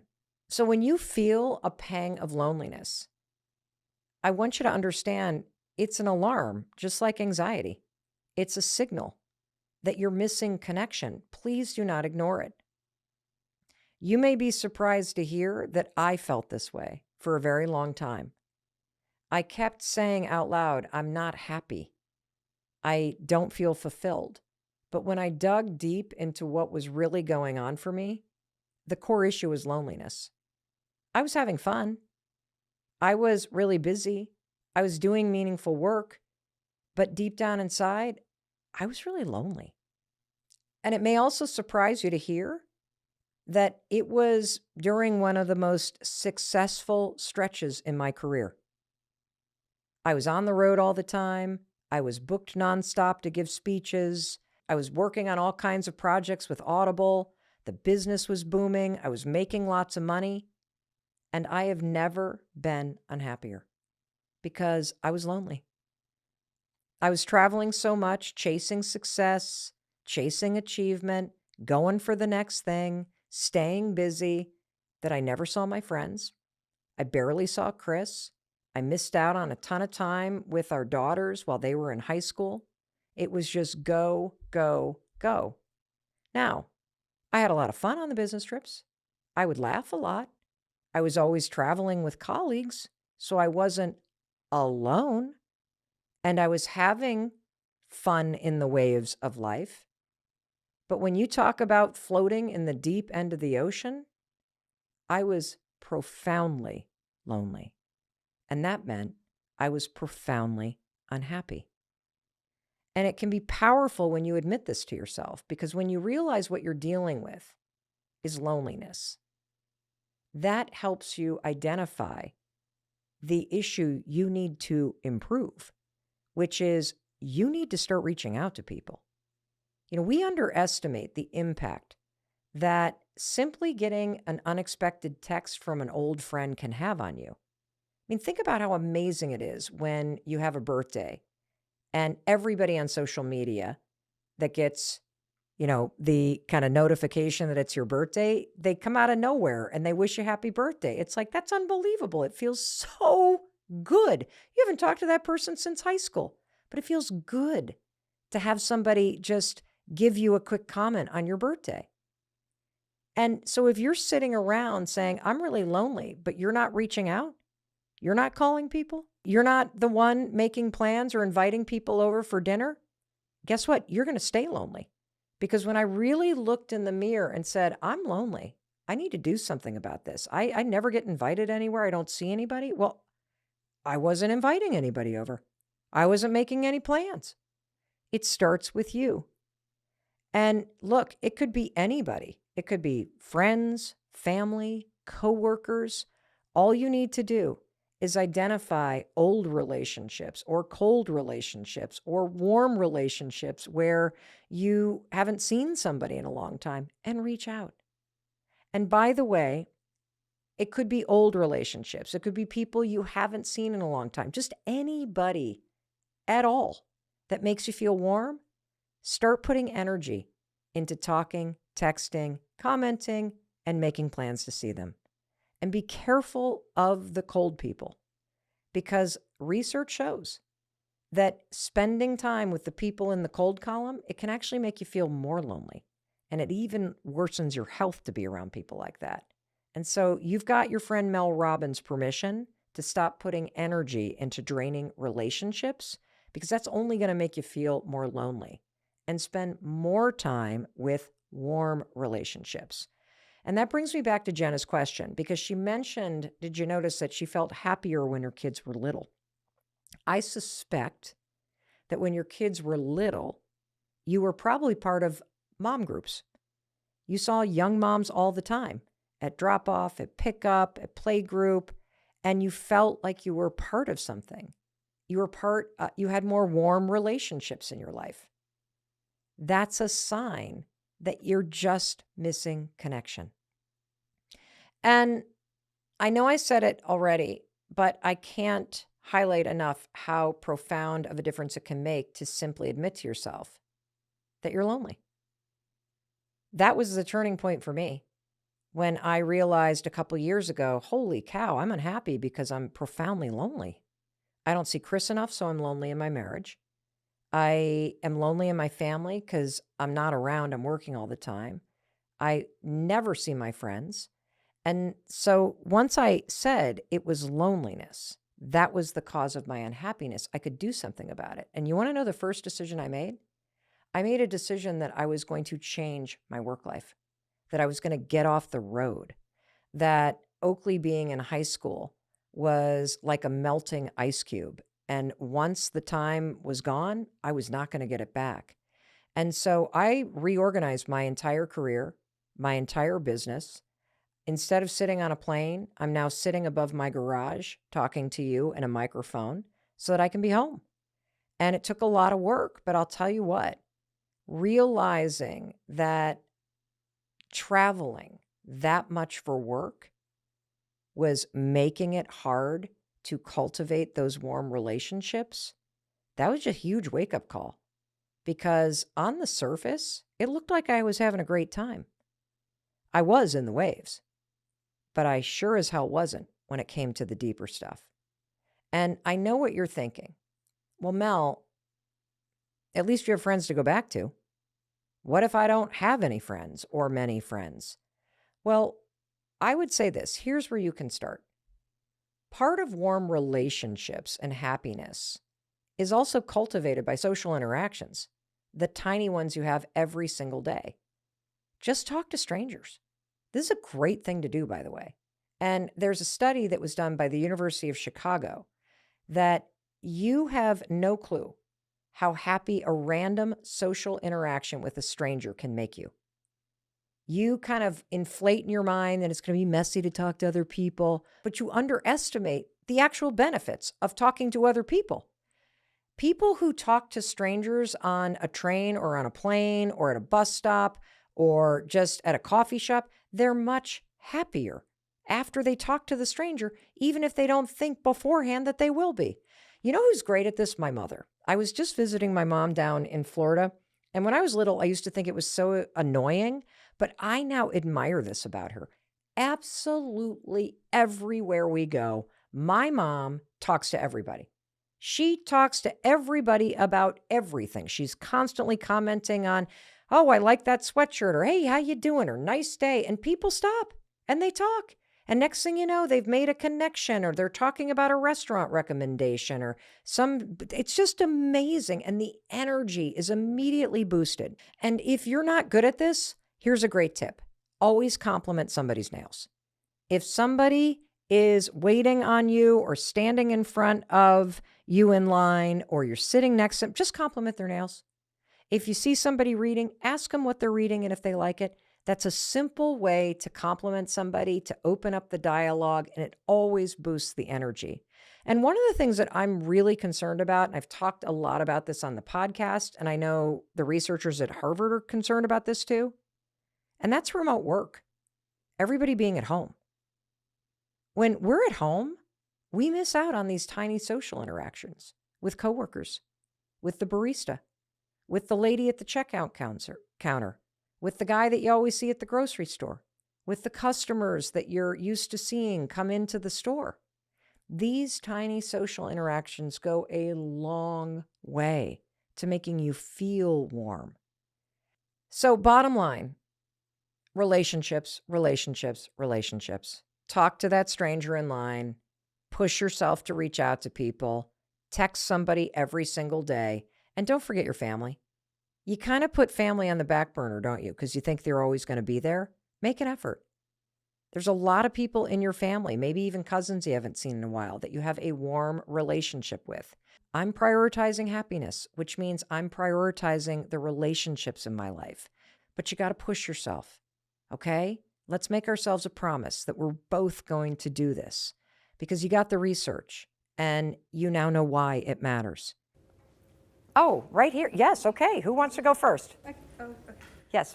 Imposter syndrome. Okay. So currently, I'm really struggling with realizing that my hard work that I've done is mine, like my hard work, and that I do deserve the things that I'm getting, that I do deserve the awards, the recognition. So how do I deal with like falling back into that, like the hole? Gotcha. Who can relate to this? You feel like you're not worthy of the things that you're accomplishing, or that somehow this is luck, or somebody's like giving you a break, but you didn't earn it. God, every one of you, that blows. Really. So what you're dealing with when you have imposter syndrome is you're dealing with a lack of self-worth. You literally kind of see all the things working out, but you've got this like annoying voice in your head that's saying, you don't deserve this. This is luck. How many of you have that story? This is luck. This is going to run out. This isn't due to me. Yeah, we got to literally destroy that voice. That is from your past. And part of the reason why you have that voice, by the way, is because of racism.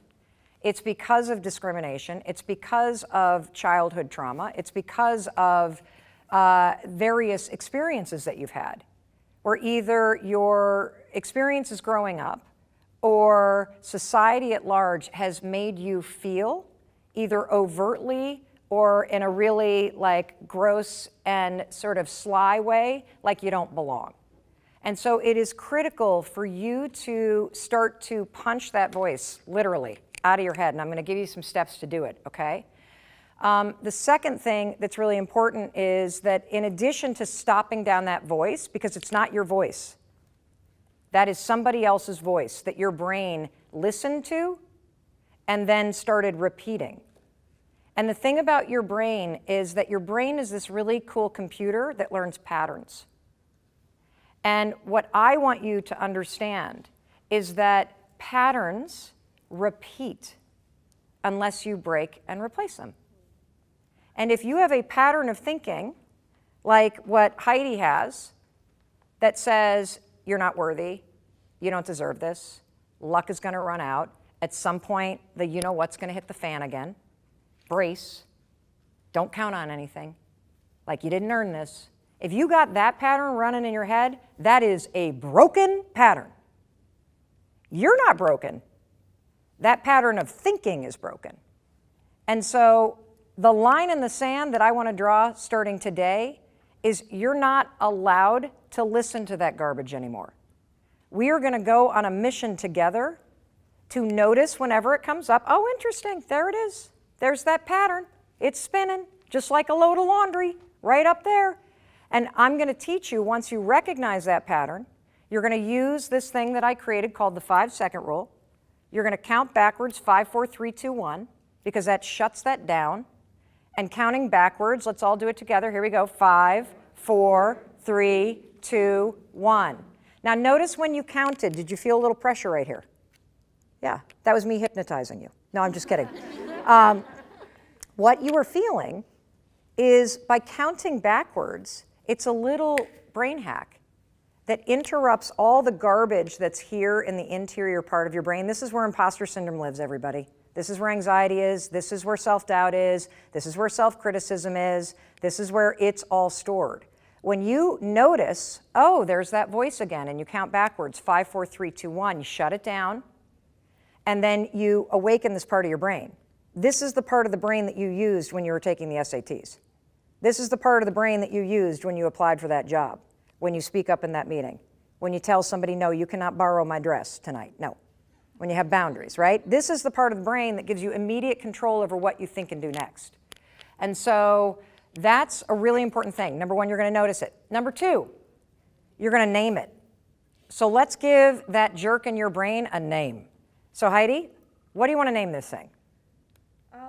Like, close your eyes and think about it. And everybody, close your eyes and think about, like, that voice, that nasty, stinky, awful, skanky, gross voice in your head. I want to kind of get an image in your mind. It could be a cartoon character. It could be a human being. It could be like some little pimply, ugly person from middle school that you feel sorry for now. Okay? Yeah, because when you laugh at the voice, it doesn't have control over you like it did, right?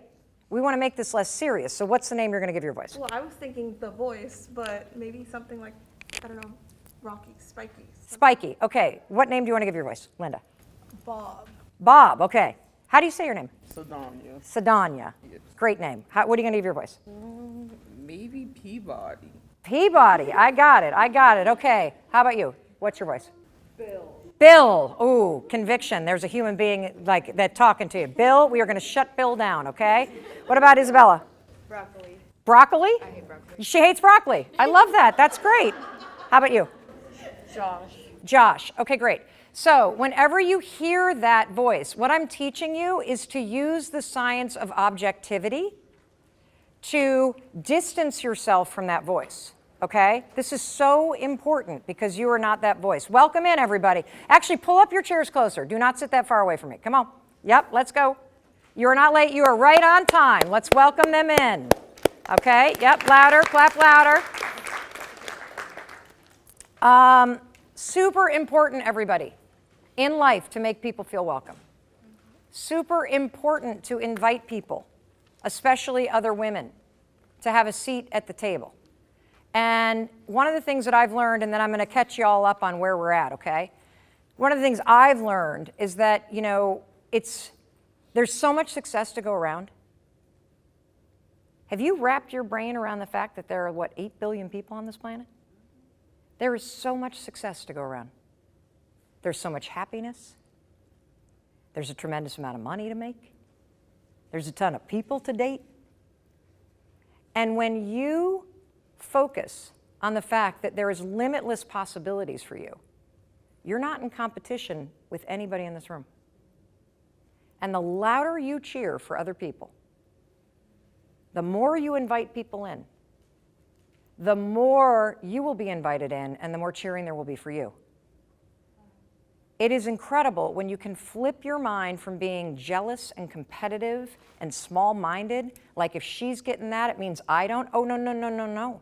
If you see somebody getting something that you want, it's evidence that you can have it too. You're just going to get it and have it in your own way. And so you want to make it a habit to cheer for and celebrate all the women, everybody you see around you, because their success means you can have it too. And trust me, if you are a talented, hardworking, kind person, a company will make room for you. They will find another job doing that same thing.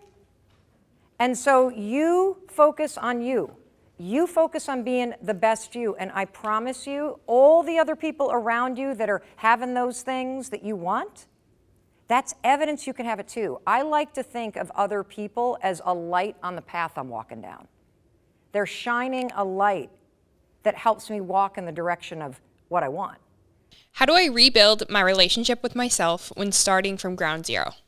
So Mel, this is a pretty broad, expansive question. And so I thought maybe we would talk about this and then we would narrow down into specifically what we're talking about. So starting from ground zero might mean, hey, I had a traumatic event happen to me, or maybe my life is changing. Maybe I'm reaching a point in my life where I need to do something different. I'm learning that everything I've done to make me happy or fulfilled or satisfied isn't working. So for Federico, where do we even start? What do we talk about? You actually start the exact same place we all have to start. Every morning in the mirror. Every single morning in the mirror. You see, the most important relationship that you have in life is the one you have with yourself. It is the foundation of every relationship that you have. It's the foundation of how you experience life. And what we are going to punch a hole through today is the fact that every single human being has a disgusting, ugly, self-destructive habit that nobody is talking about that is part of your morning routine. Yeah. And here's the habit. Frederico and everybody on the planet currently stands in front of the mirror as they brush their teeth. Hopefully you're brushing your teeth and wiping that gunk out of your mouth, right? So we get rid of the dragon breath. But as you're doing that, you're doing one of two things. Every human being does this. You either beat the daylights out of yourself and you focus on all the stuff you need to fix, the things you hate, the parts of yourself you can't stand. And that's the good news, because the majority of people are doing the other thing. This is sad.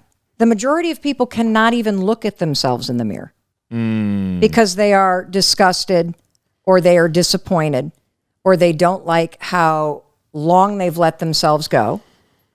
And so every morning, part of your morning routine right now, and this goes so down to the core of what's not working and what you can easily flip and change.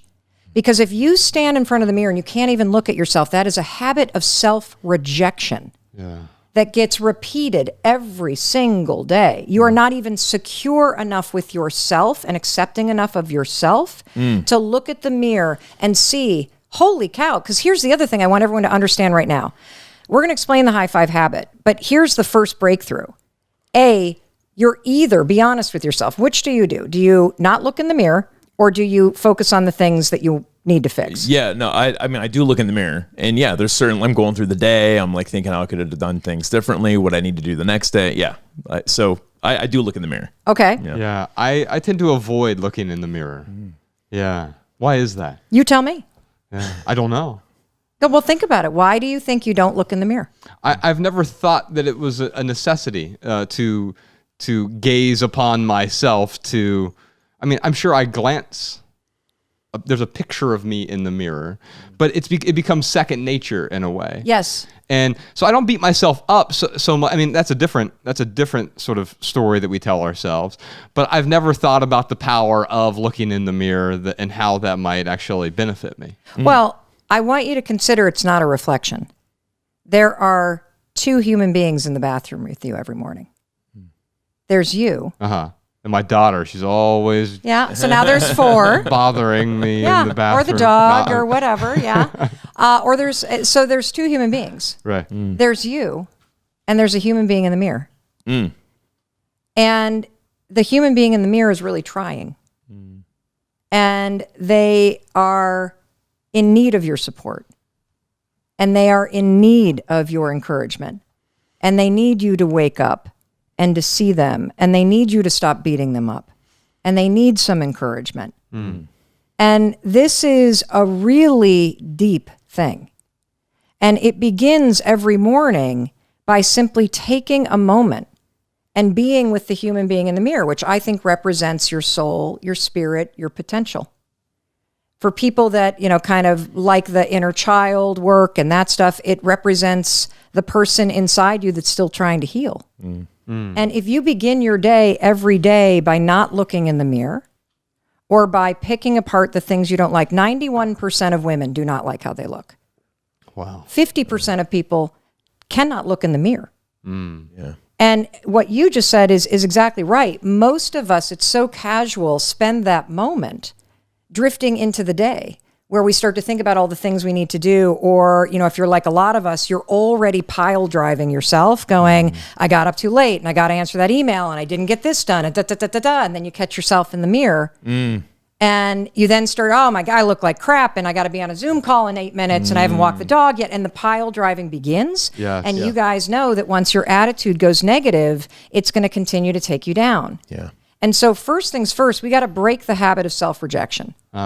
And we need to create a new habit of partnership, trust, encouragement, compassion, connection to self. Yeah. Because if we can start to help you every morning to start your day with a little bit of partnership and compassion with yourself, if you can build the ability to like yourself, even if you're not where you want to be in life, it won't matter if other people don't like you because that can't change the fact that you like yourself.